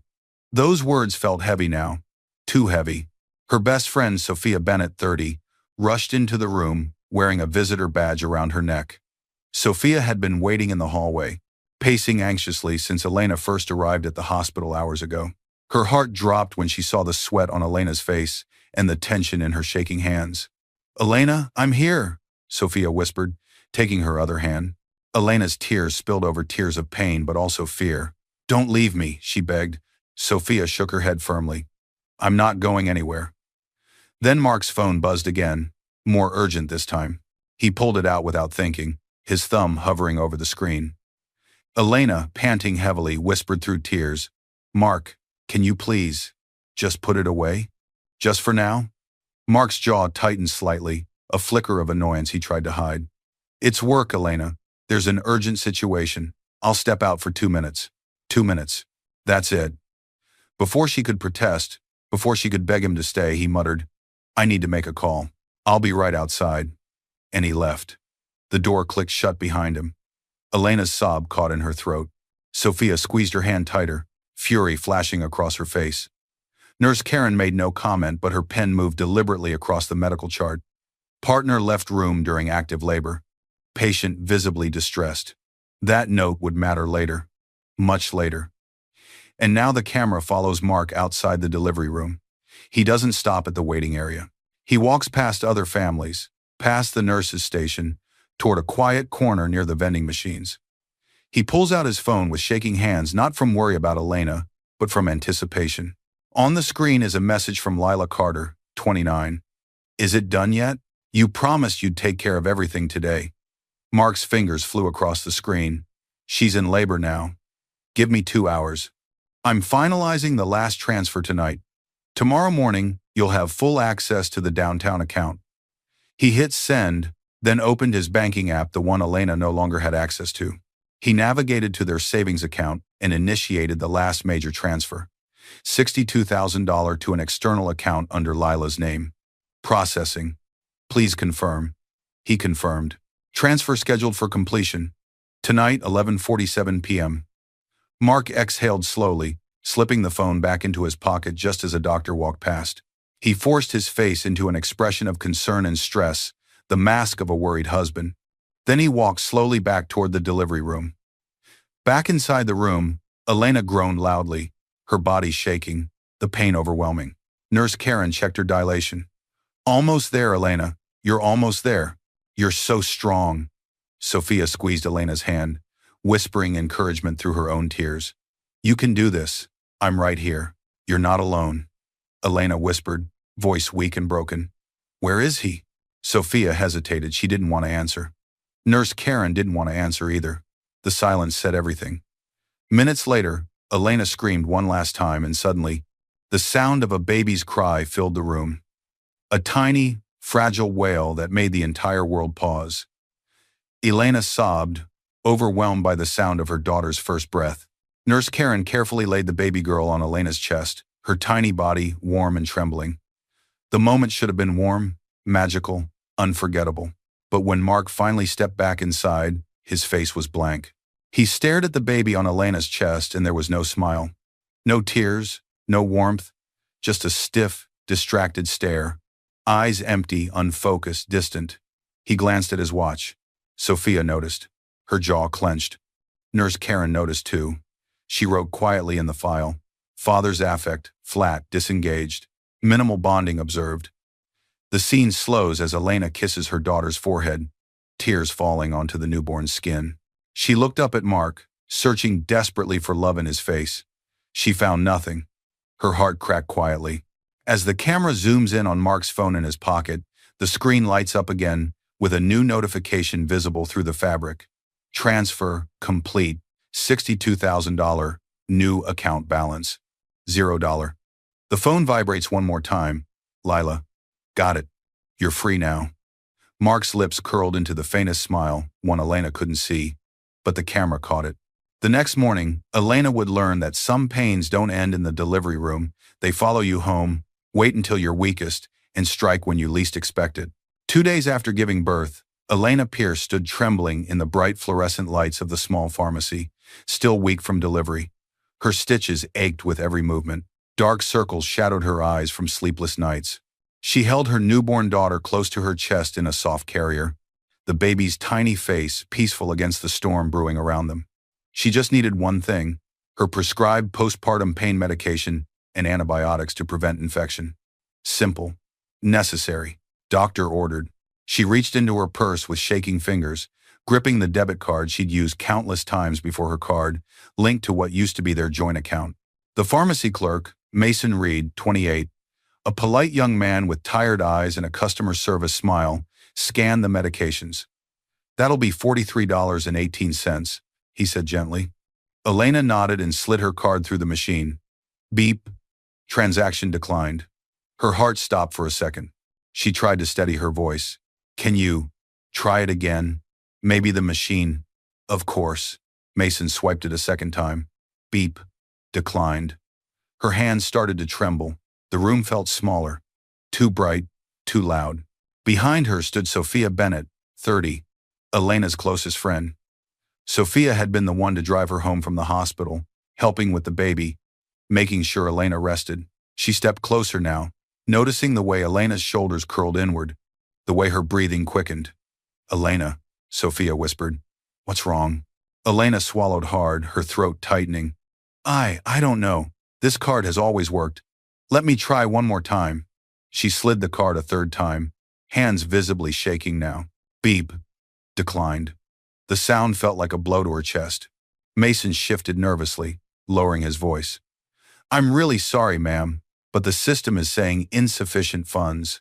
Sometimes banks freeze cards if there's been unusual activity or if insufficient funds." Elena repeated, her voice barely a whisper. The words didn't make sense. They had savings, they had money. She'd checked the balance 2 weeks ago. There had been over $200,000. Her mind scrambled backward, searching for an explanation, a reason, anything that would make this moment make sense. 5 months pregnant, sitting at the kitchen table, reviewing finances with Mark. She'd been tired, nauseous, struggling to focus. Mark had said, "Don't worry about the accounts anymore. I restructured everything to make taxes easier. You're listed as an authorized user. Now it's simpler for you. Less paperwork. You can still access everything when you need it." She'd trusted him. She'd signed where he told her to sign. She'd believed him when he said, "I'm taking care of us." But now, standing in this pharmacy, the words authorized user took on a horrifying new meaning. He could revoke my access anytime he wanted. Her chest tightened. Her legs weakened. "Elena," Sophia said softly, catching her elbow as she swayed. "You're shaking. Here, let me pay for it. We'll figure this out at home." The baby began to cry softly, sensing her mother's fear. The tiny sound shattered Elena's last sense of calm. Her card had never failed before. Not once, not ever. She had always been careful with money. Her background in financial analysis had taught her that, unless something was very, very wrong, unless Mark had done something. Her breath grew shallow. "Sophia, I think something's wrong," she whispered, her voice breaking. Sophia placed a steady hand on her shoulder, her own face tight with concern. "Let me pay for this right now. Then we're going straight home, and you're checking your accounts. All of them." Elena nodded weakly, tears threatening to spill. Mason quietly accepted Sophia's card, processed the payment, and handed over the medications in a small white bag. His expression was sympathetic but professionally neutral. He'd seen financial troubles play out in this pharmacy before. As they walked toward the exit, Elena clutched her baby tighter, fear crawling up her spine like ice water. Mark had been distant. He'd left during labor. He'd been texting someone constantly. And now this. No, he wouldn't. He couldn't. But deep down, a voice she'd been ignoring for weeks whispered, yes, he would. As they stepped outside into the harsh afternoon sunlight, Elena's phone buzzed. A text from the bank. "Account alert. Your authorized user access has been revoked as of 12:01 a.m. today. For questions, contact the primary account holder." Elena stopped walking. Sophia read the message over her shoulder and gasped. "He locked you out?" Sophia whispered, horrified. "Elena, he locked you out." Elena stared at the message, the words blurring through tears. "Primary account holder, Mark. He planned this." When Elena finally opened her laptop at home and saw the full truth, she would discover that betrayal wasn't just about stolen money. It was about stolen futures, broken promises, and a plan set in motion long before she ever went into labor. Elena burst through the front door of her home, Sophia right behind her. The baby cried loudly in the carrier, the sound sharp and desperate. Elena's entire body shook not just from physical exhaustion, but from the terrible knowing that was building in her chest. "Sit down," Sophia urged, guiding her to the couch. "Open the banking app now. We need to see exactly what happened." Elena's hands trembled so badly she could barely unlock her phone. Her heart pounded, the baby whimpered against her chest, and Elena kissed her tiny forehead with cold lips before forcing herself to focus. She opened the banking app, the screen loaded, and her world shattered completely. Primary savings account, $0 investment account, $0 emergency fund, $0. Elena stared, not breathing, not blinking. Her thumb scrolled down through the transaction history with mechanical precision, the training from her old analyst job kicking in even through shock. What she found made her stomach drop. 6 days ago, transferred to external account L. Carter $148,700 3 days ago. Transferred to external account L. $62,000 Severn. Yesterday, 11:47 p.m., while she was in the hospital recovering. Account restructure. Primary holder retained all assets today, 12:01 a.m. Authorized user E. Access revoked. Everything inside Elena went silent. Her ears rang. Her chest felt like it was caving in. Her mouth went completely dry. Sophia gasped, covering her mouth with both hands. "Oh my God, Elena, this can't be real. This can't." Elena's breath came in shaky, shallow bursts. "Over $200,000, she whispered. "Everything we saved. Everything from my old job, from his bonuses, from our wedding gifts. Everything." The baby cried harder, picking up on her mother's anguish. Elena tried to call Mark. Ring. Call forwarded to voicemail. She tried again. Ring. Voicemail. Again, voicemail. Every single attempt went straight to voicemail, which meant he'd either blocked her number or turned off his phone entirely. "He won't even answer," Elena said, her voice breaking on every word. "He emptied everything and won't even answer my calls." Sophia knelt beside her, rubbing her arm desperately. "Maybe there's been a mistake. Maybe the bank made an error. Maybe," but Sophia's voice trailed off when she saw Elena click on something else. A folder in the app labeled Account Correspondence. Inside were emails Elena had never seen before, emails sent to Mark's personal address, not their shared one. The subject lines told the whole story. Account restructure complete March 15. Primary holder change confirmation March 20. Authorized user agreement updated March 22. March. He'd started this in March, 2 months before she gave birth. This wasn't impulsive. This was methodical, planned, calculated.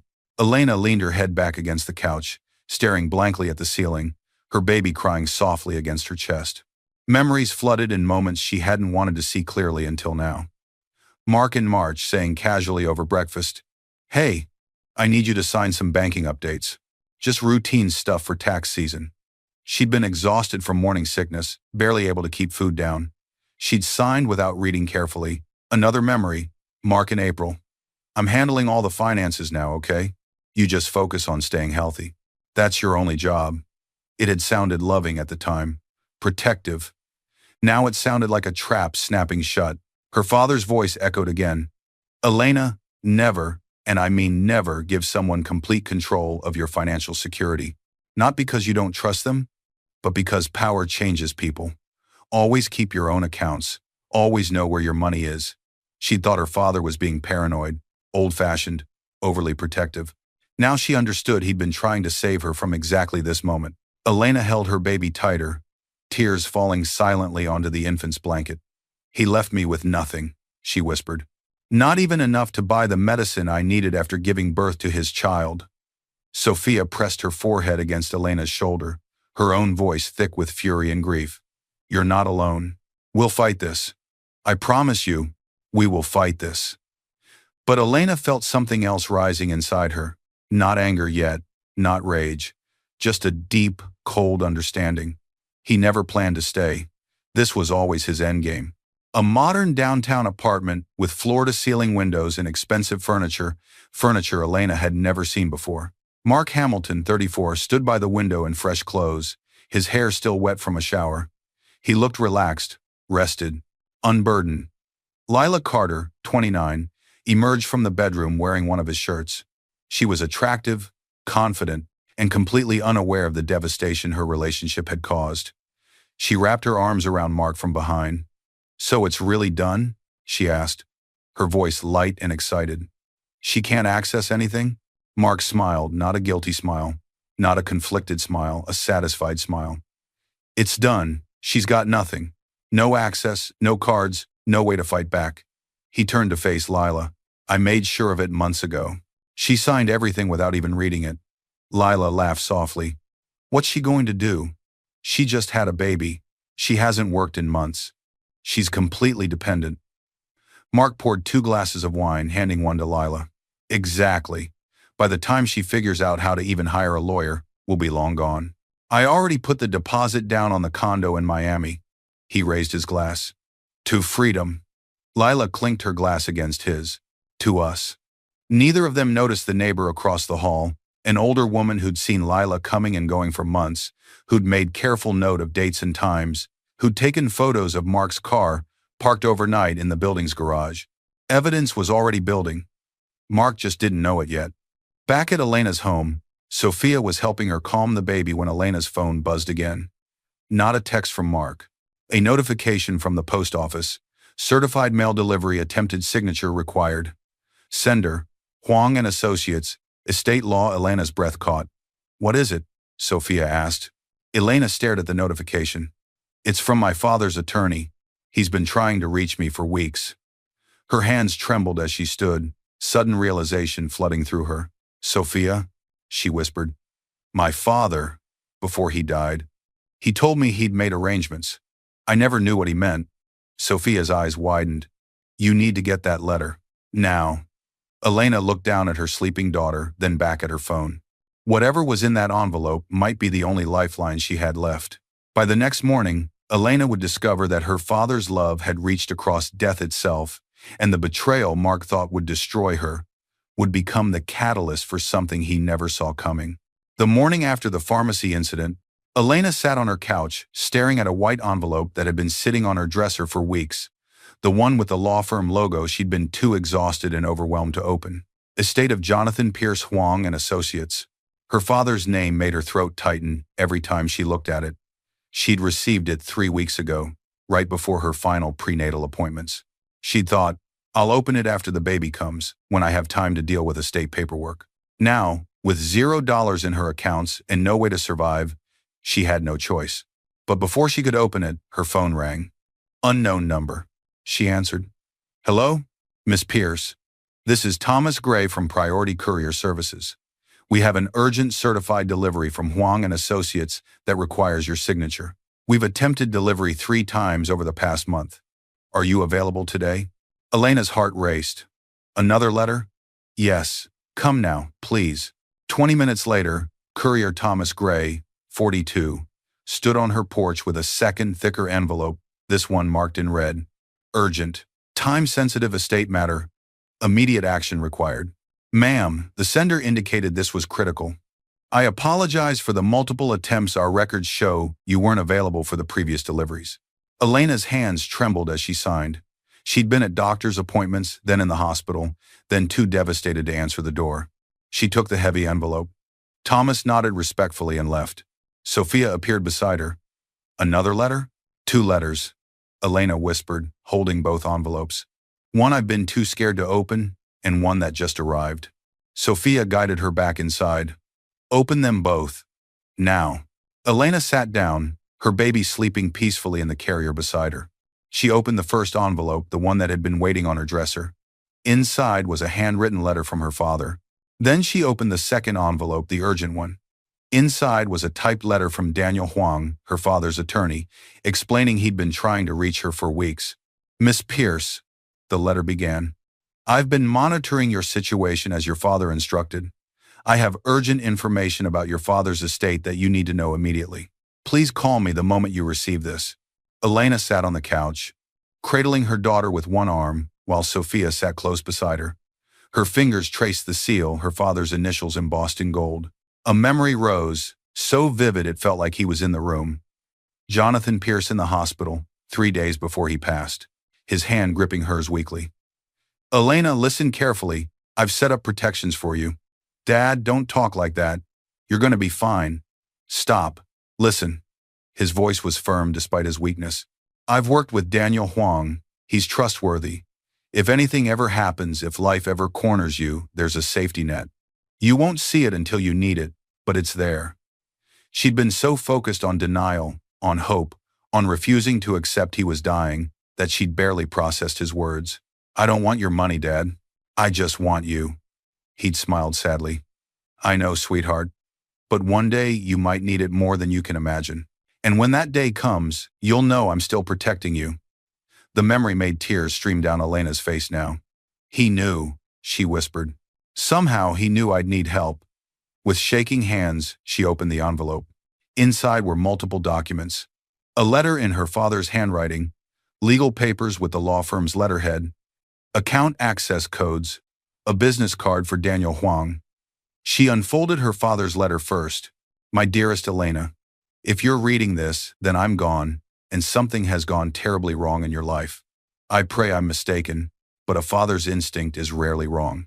When your mother died, I promised her I'd always protect you even after I was gone. So I've established a trust in your name, managed by Daniel Huang, a man I trust with my life. The funds have been invested conservatively and have been growing since my death. By the time you receive this, they should have matured significantly. I've instructed Daniel to watch over you quietly. If he sends this letter, it means he believes you're in danger or crisis. Whatever you're facing, whoever hurt you, remember, you are my daughter. You are brilliant, strong, and capable, and you are not alone. Use these resources to rebuild, to protect yourself, to fight back if necessary. I love you forever, Dad. Elena's hands shook so violently she nearly dropped the letter. Sophia read over her shoulder, tears streaming down her own face. Elena, call the lawyer, now. With trembling fingers, Elena dialed the number on Daniel Huang's card. The phone rang twice. Huang and Associates, Daniel Huang speaking. Mr. Huang, Elena's voice cracked. This is Elena Pierce. I just received your letter. There was a pause, then genuine warmth and relief entered his voice. Miss Pierce, thank God. I've been monitoring your situation as your father instructed. I'm so sorry for what you're going through. His voice became gentle but professional. Are you somewhere private where we can talk? Yes. Good. What I'm about to tell you will be overwhelming, but I need you to stay calm. He paused. Your father established an irrevocable trust in your name 14 months ago. The assets were invested in a diversified portfolio of stocks, bonds, and real estate holdings. Elena's heart pounded. How much? The trust has matured to a current value of $148 million. The world stopped. Sophia's hand flew to her mouth, muffling a gasp. Elena couldn't speak, couldn't breathe, couldn't process. Daniel continued gently. Additionally, there's a separate liquid emergency fund of $2 million available for immediate access should you need it. Your father wanted to ensure that if you ever faced a crisis, you'd have resources immediately available. 148. Elena couldn't finish the sentence. $1 million. Yes, ma'am. You are the sole beneficiary. No one else can touch it, not a spouse, not creditors, no one. It's legally protected in your name only. The baby stirred against Elena's chest, letting out a tiny sigh, as if she too sensed the shift in the universe. Elena closed her eyes, and when she opened them again, the tears were gone. What replaced them wasn't joy. It wasn't relief. It was something colder, harder. Clarity. Her father hadn't just left her money, he'd left her power. The power to fight back, the power to survive, the power to make sure Mark never got away with what he'd done. Mr. Huang, Elena said, her voice steady now. I need to meet with you immediately. And I need a lawyer who specializes in financial fraud and divorce. I've already taken the liberty of reaching out to someone. Her name is Miriam Cole. She's one of the best family law attorneys in the state, and she's handled cases exactly like yours. How soon can we meet? I can have everything arranged for tomorrow morning, 9 a.m., and Miss Pierce, his voice softened. Your father would be very proud of you right now. Fresh tears threatened, but Elena swallowed them down. Thank you, Mr. Huang. She ended the call and sat in silence. Sophia threw her arms around her, crying openly now. Elena, oh my God, you're going to be okay. You're going to be more than okay. But Elena wasn't thinking about being okay. She was thinking about justice. As Sophia hugged her, Elena's gaze drifted to the window, and her breath caught. Standing across the street by the mailbox was Mrs. Keene, 62, their elderly neighbor. Mrs. Keene was staring at Elena's house with a worried, conflicted expression, clutching what looked like a small notebook. When she noticed Elena looking, she hesitated, then slowly lifted her hand in a small wave. She'd seen something. Something important. And tomorrow, Elena would find out exactly what it was. By morning, Elena would walk into that law office not as a victim, but as a woman armed with evidence, resources, and a plan Mark Hamilton never saw coming. Elena Pierce pushed through the glass doors of Huang and Associates at exactly 9 a.m., her newborn strapped securely in a carrier against her chest. She wore clean clothes, her hair was pulled back, and despite the exhaustion shadowing her eyes, she walked with purpose. She didn't look broken anymore. She looked ready. The receptionist directed her to a large conference room where 3 people waited. Daniel Huang, 45, the estate attorney, stood when she entered. Gray suit, kind eyes behind wire-rimmed glasses, the bearing of someone who'd spent decades protecting people's legacies. Beside him sat Miriam Cole, 38, sharp-featured with intelligent eyes and an air of absolute confidence. She wore a tailored black suit and held a leather portfolio. Her reputation in family law was formidable. She didn't just win cases, she dismantled abusive spouses. The third person surprised Elena. Victor Greer, 52, stood near the window, tall, calm, with the observant stillness of someone trained in investigation. Former police detective, now a private investigator. Miss Pierce, Daniel said warmly. Please sit. This is Miriam Cole, and this is Victor Greer. Elena lowered herself into the chair carefully, adjusting her sleeping baby. Miriam spoke first, her voice gentle but direct. Elena, I've reviewed the initial information Daniel provided. What your husband did isn't just morally reprehensible, it's legally actionable. We're looking at financial abuse, fraudulent transfer of marital assets, and potentially even criminal charges. Elena nodded, her jaw set. Tell me what we need to do. Victor stepped forward. Your father hired me 3 years ago not to spy on you, but to be available if you ever needed help. When he became ill, he asked me to keep a discreet watch, just in case. Elena's eyes widened. You've been watching? From a distance, your father was concerned about Mark from the beginning. He never said why, just that something felt off. Victor opened a thick folder and spread its contents across the conference table. When Daniel informed me about your situation 2 days ago, I accelerated my investigation. The evidence. First, surveillance photos of Mark entering and leaving a downtown apartment building. The timestamps showed overnight stays going back 4 months.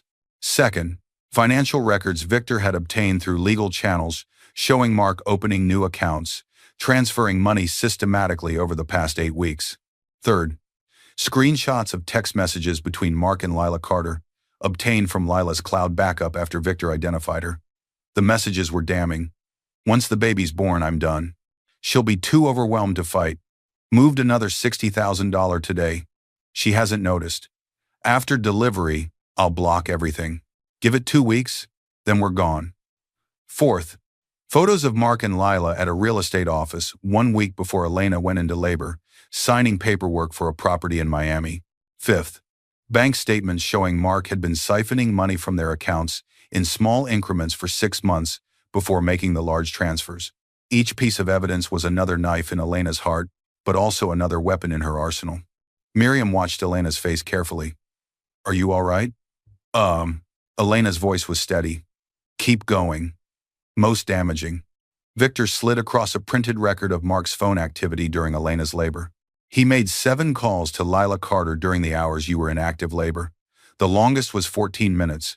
He was coordinating the final transfers while you were giving birth to his child. The room fell silent. Elena looked down at her sleeping daughter, then back up at the evidence. What else? Daniel pulled out another document. This morning, I filed a motion to freeze all accounts in Mark's name pending investigation. The judge granted it based on the evidence of fraudulent asset transfer. It's already done?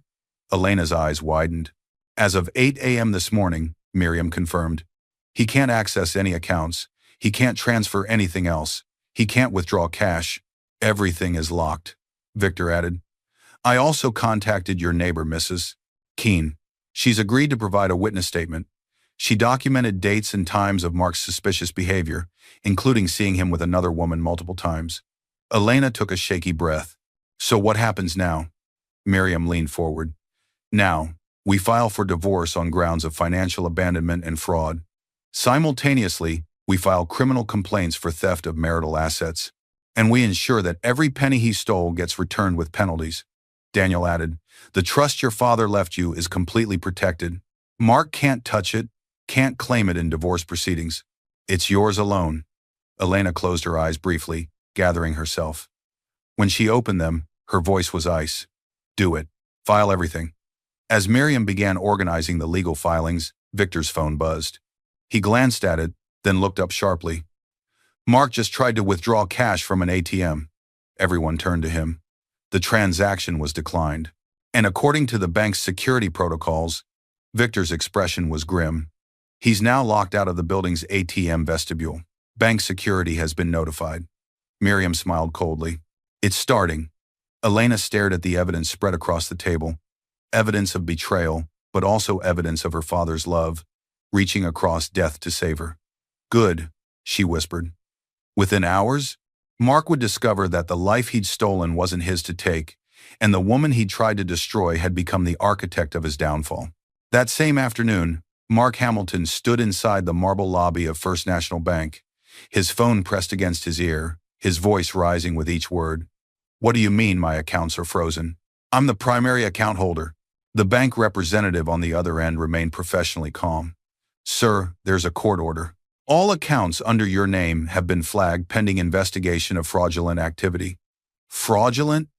This is insane. My wife did this, didn't she? She can't do this. She doesn't have access anymore. Sir, I can't discuss the details over the phone. You'll need to come to the branch and speak with our fraud investigation department. I'm at the branch, Mark shouted, drawing stares from other customers. Then please proceed to the third-floor offices. Someone will meet with you.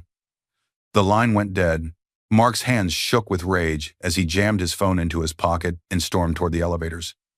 Richard Hale, 50, the bank manager, sat behind his desk reviewing documents when Mark was escorted in by security. Richard's expression was professionally neutral, but his eyes were cold. Mr. Hamilton, please sit. I don't want to sit. I want to know why I can't access my own money. Richard gestured to the chair more firmly. Sit. Down. Something in his tone made Mark comply. Richard slid a document across the desk. This is a court order issued this morning at 8 a.m.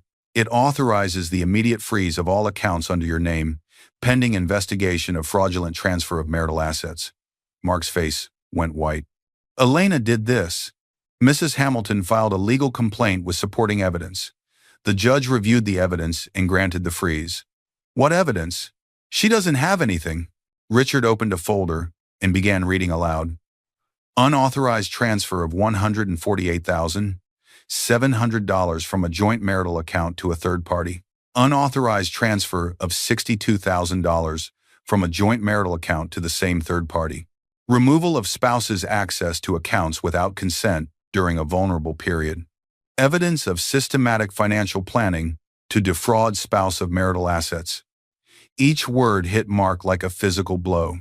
You restructured the accounts specifically to remove your wife's access, Richard continued coldly. Then you drained them while she was in the hospital giving birth. That's not a financial dispute, Mr. Hamilton. That's theft. Mark opened his mouth, but nothing came out. Richard continued. The bank's compliance department has also been subpoenaed. We've turned over all records of your transactions from the past year. Additionally, he slid another paper forward. There's a civil lawsuit being filed against you for return of all assets plus damages. This is impossible, Mark whispered. She has nothing. No money, no lawyer, no way to… Actually, Richard interrupted. Mrs. Hamilton retained Miriam Cole of Cole & Partners, one of the best family law attorneys in the state. Her retainer alone is typically $50,000. He paused meaningfully. Your wife seems to have found funding somewhere. Mark's mind raced. How? Where did she get money for a lawyer like that? You're done here, Mr. Hamilton, Richard said, standing. Security will escort you out. Mark stood mechanically, his legs weak. As security guided him toward the elevator, his phone buzzed. A text from Lila. What the fuck is going on? I just tried to use the card you gave me and it was declined. All of them were declined. You said this money was yours. Then another. The real estate agent called. The deposit for the Miami condo bounced. They're canceling the contract. What did you do? Then another.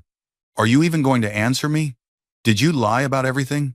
Mark's hands trembled as the elevator descended. Everything was unraveling. He'd been so certain Elena would be too weak, too overwhelmed, too dependent to fight back.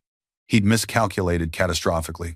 Mark sat across from Lila Carter at a corner table, trying to salvage the situation.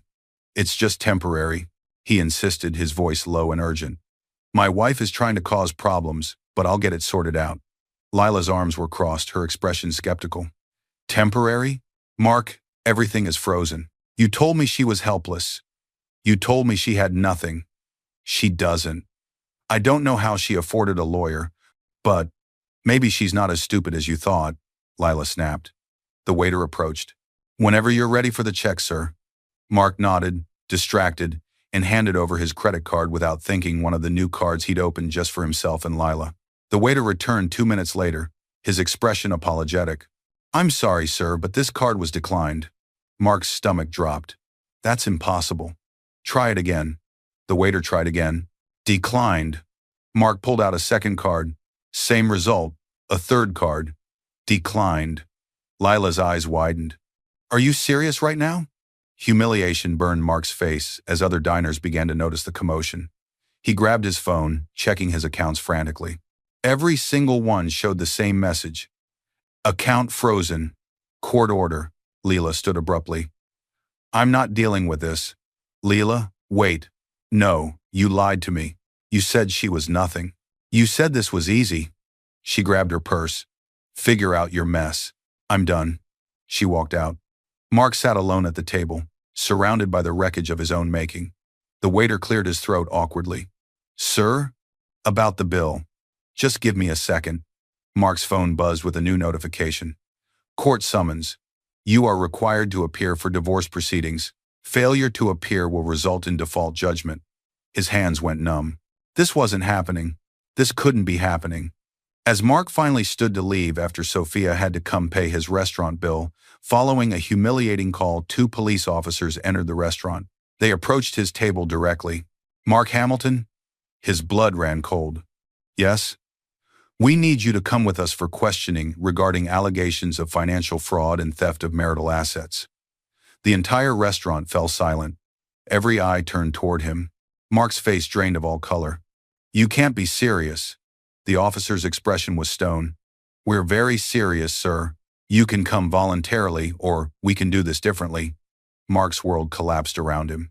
And the next time Mark faced Elena, it wouldn't be in their home or a bank. It would be in a courtroom packed with witnesses, with evidence, and with a judge who had zero tolerance for men who abandoned their wives at their weakest moment. 1 week later, the courthouse was packed. Courtroom 7. Family Law Division. Mark Hamilton sat at the defendant's table in handcuffs, flanked by a public defender he'd been assigned after his assets were frozen. His expensive suit was wrinkled, his hair uncombed, his eyes bloodshot. The man who'd once exuded confidence now looked hollowed out. The gallery was full. Mrs. Keene, 62, sat in the front row, her small notebook clutched in her hands, the same notebook where she'd documented every suspicious thing she'd witnessed over the past months. Sophia Bennett, 30, sat beside her, arms crossed, jaw set, radiating protective fury. Even Lila Carter, 29, was there, subpoenaed as a witness. She sat in the back, arms crossed, her expression a mixture of anger and humiliation. She'd already been interviewed by investigators and had realized too late that Mark had used her as much as he'd used Elena. At the front stood Judge Rafael Ramirez, 58, known for his no-nonsense approach to financial abuse cases. He'd seen too many vulnerable spouses destroyed by calculated cruelty. Elena Pierce entered last. She walked in calmly, her 3-week-old daughter sleeping peacefully against her chest in a carrier. She wore simple but professional clothing. Her face was composed, her shoulders straight. She sat beside her attorneys, Daniel Huang and Miriam Cole, and for the first time since Mark had seen her at the hospital, their eyes met. His were pleading, desperate.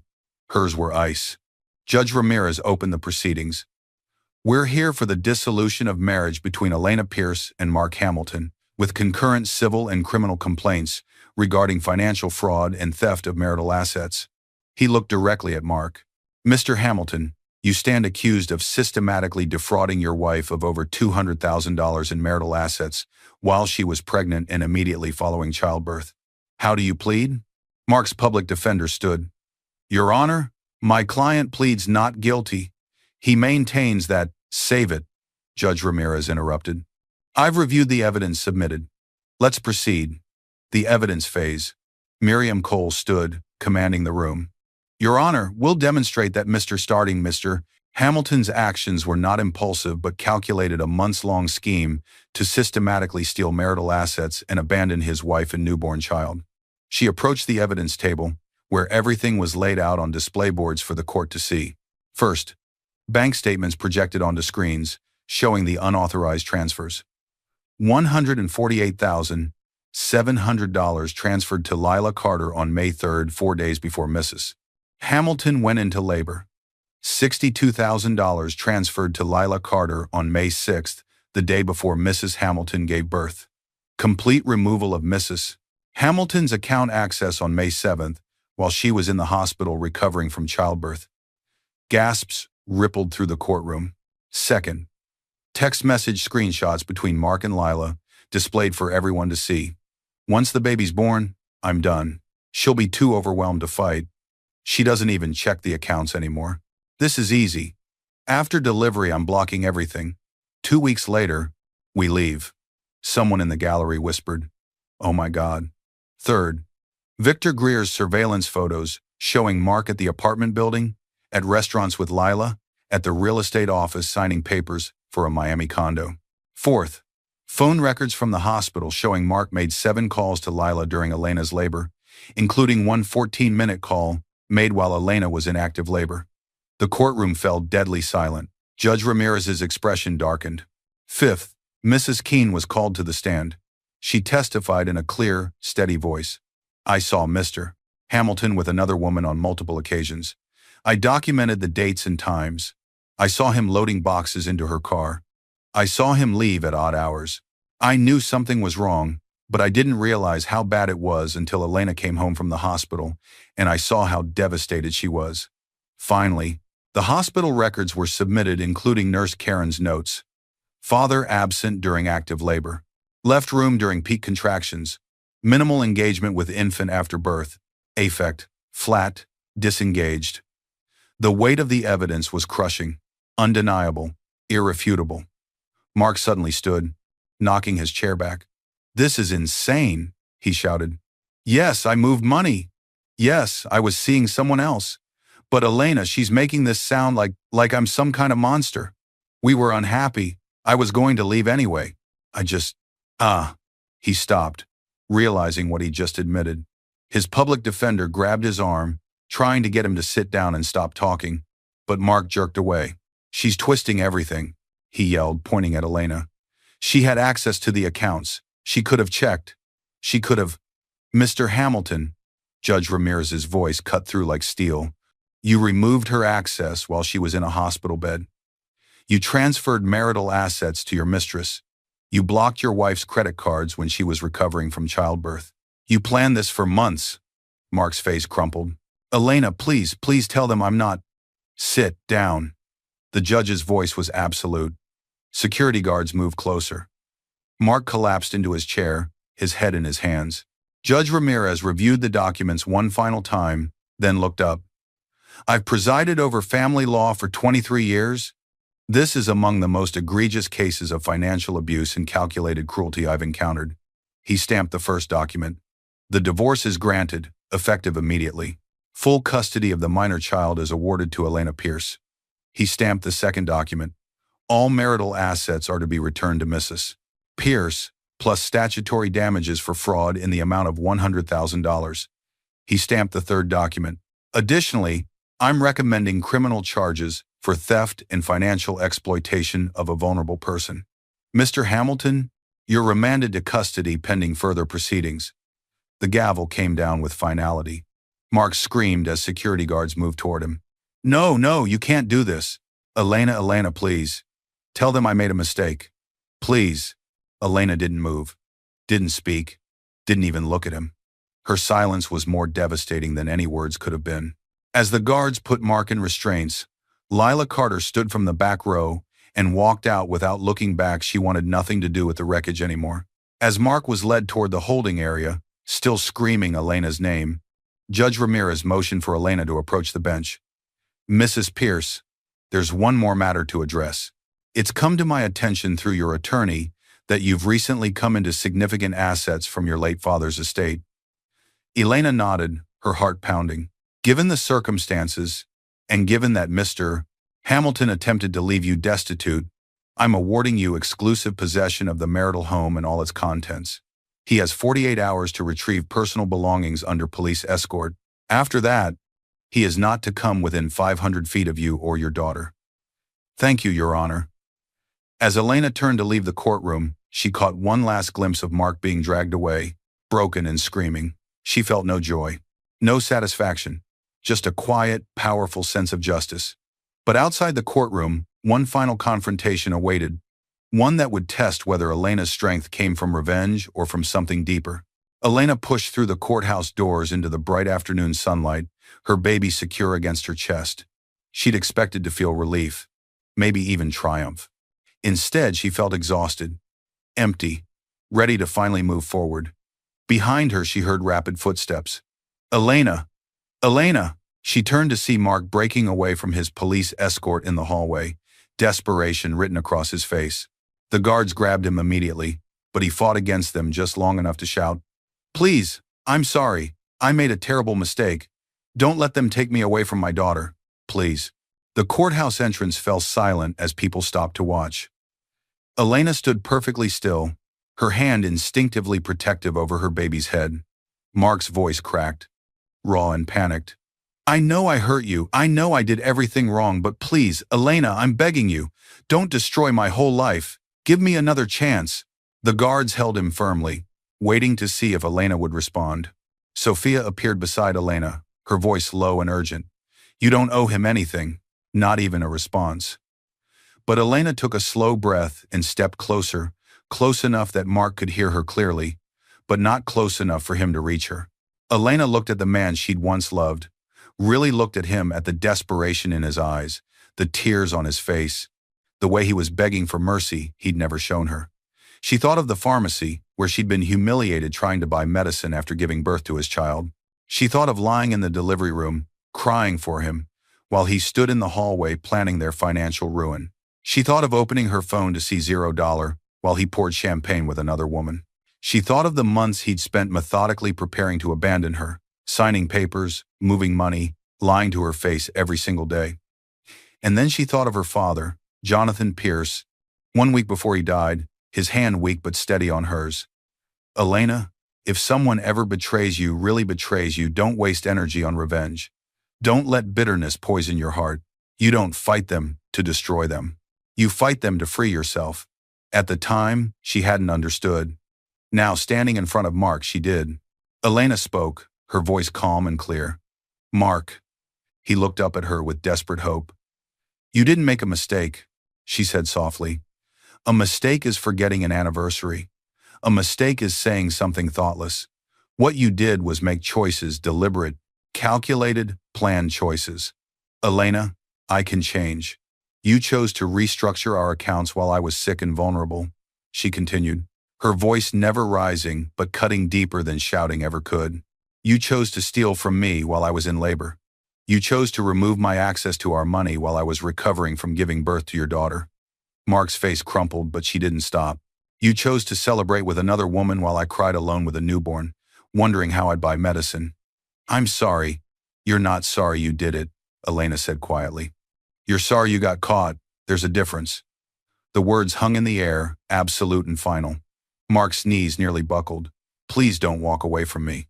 I have nothing left." Elena's next words were the coldest she'd ever spoken. "Now you know how I felt." She turned away. "Elena, wait. What about our daughter? Don't I deserve to be part of her life?" Elena stopped and looked back one last time. "That's not for me to decide.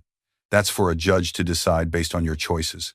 If you want to be part of her life, prove you're capable of being a decent human being first. Prove you understand what being a parent actually means. She paused, then added, but right now, the only thing you deserve is exactly what you're getting, the consequences of your actions. The guards began pulling Mark away as he shouted her name over and over, the sound echoing off the courthouse walls. Elena walked down the steps without looking back. At the bottom of the steps, Daniel Huang, Miriam Cole, and Victor Greer waited. Daniel spoke gently.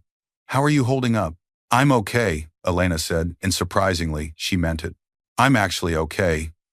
Miriam handed her a folder. Everything is finalized. The house is yours.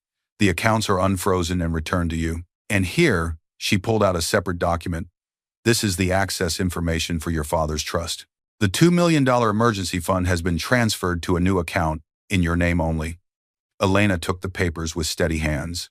Victor added, I've also arranged for a security system installation at your house and a protective order that's active immediately. He can't come near you or the baby. Thank you. All of you. Elena's voice was thick with gratitude. I don't know what I would have done without you. Your father made sure you'd never have to find out, Daniel said warmly. As they walked toward the parking lot, Sophia threw an arm around Elena's shoulders. So what happens now? Sophia asked. Elena looked down at her sleeping daughter, then up at the blue sky above. Now? A small, genuine smile crossed her face for the first time in weeks. Now I rebuild. For her. For me. For the future Dad wanted me to have. As Elena reached her car, her phone buzzed one final time.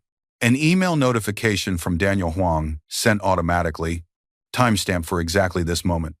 The subject line read, From your father, to be opened after your victory. Elena's hands trembled as she opened it. Inside was a video file. She pressed play.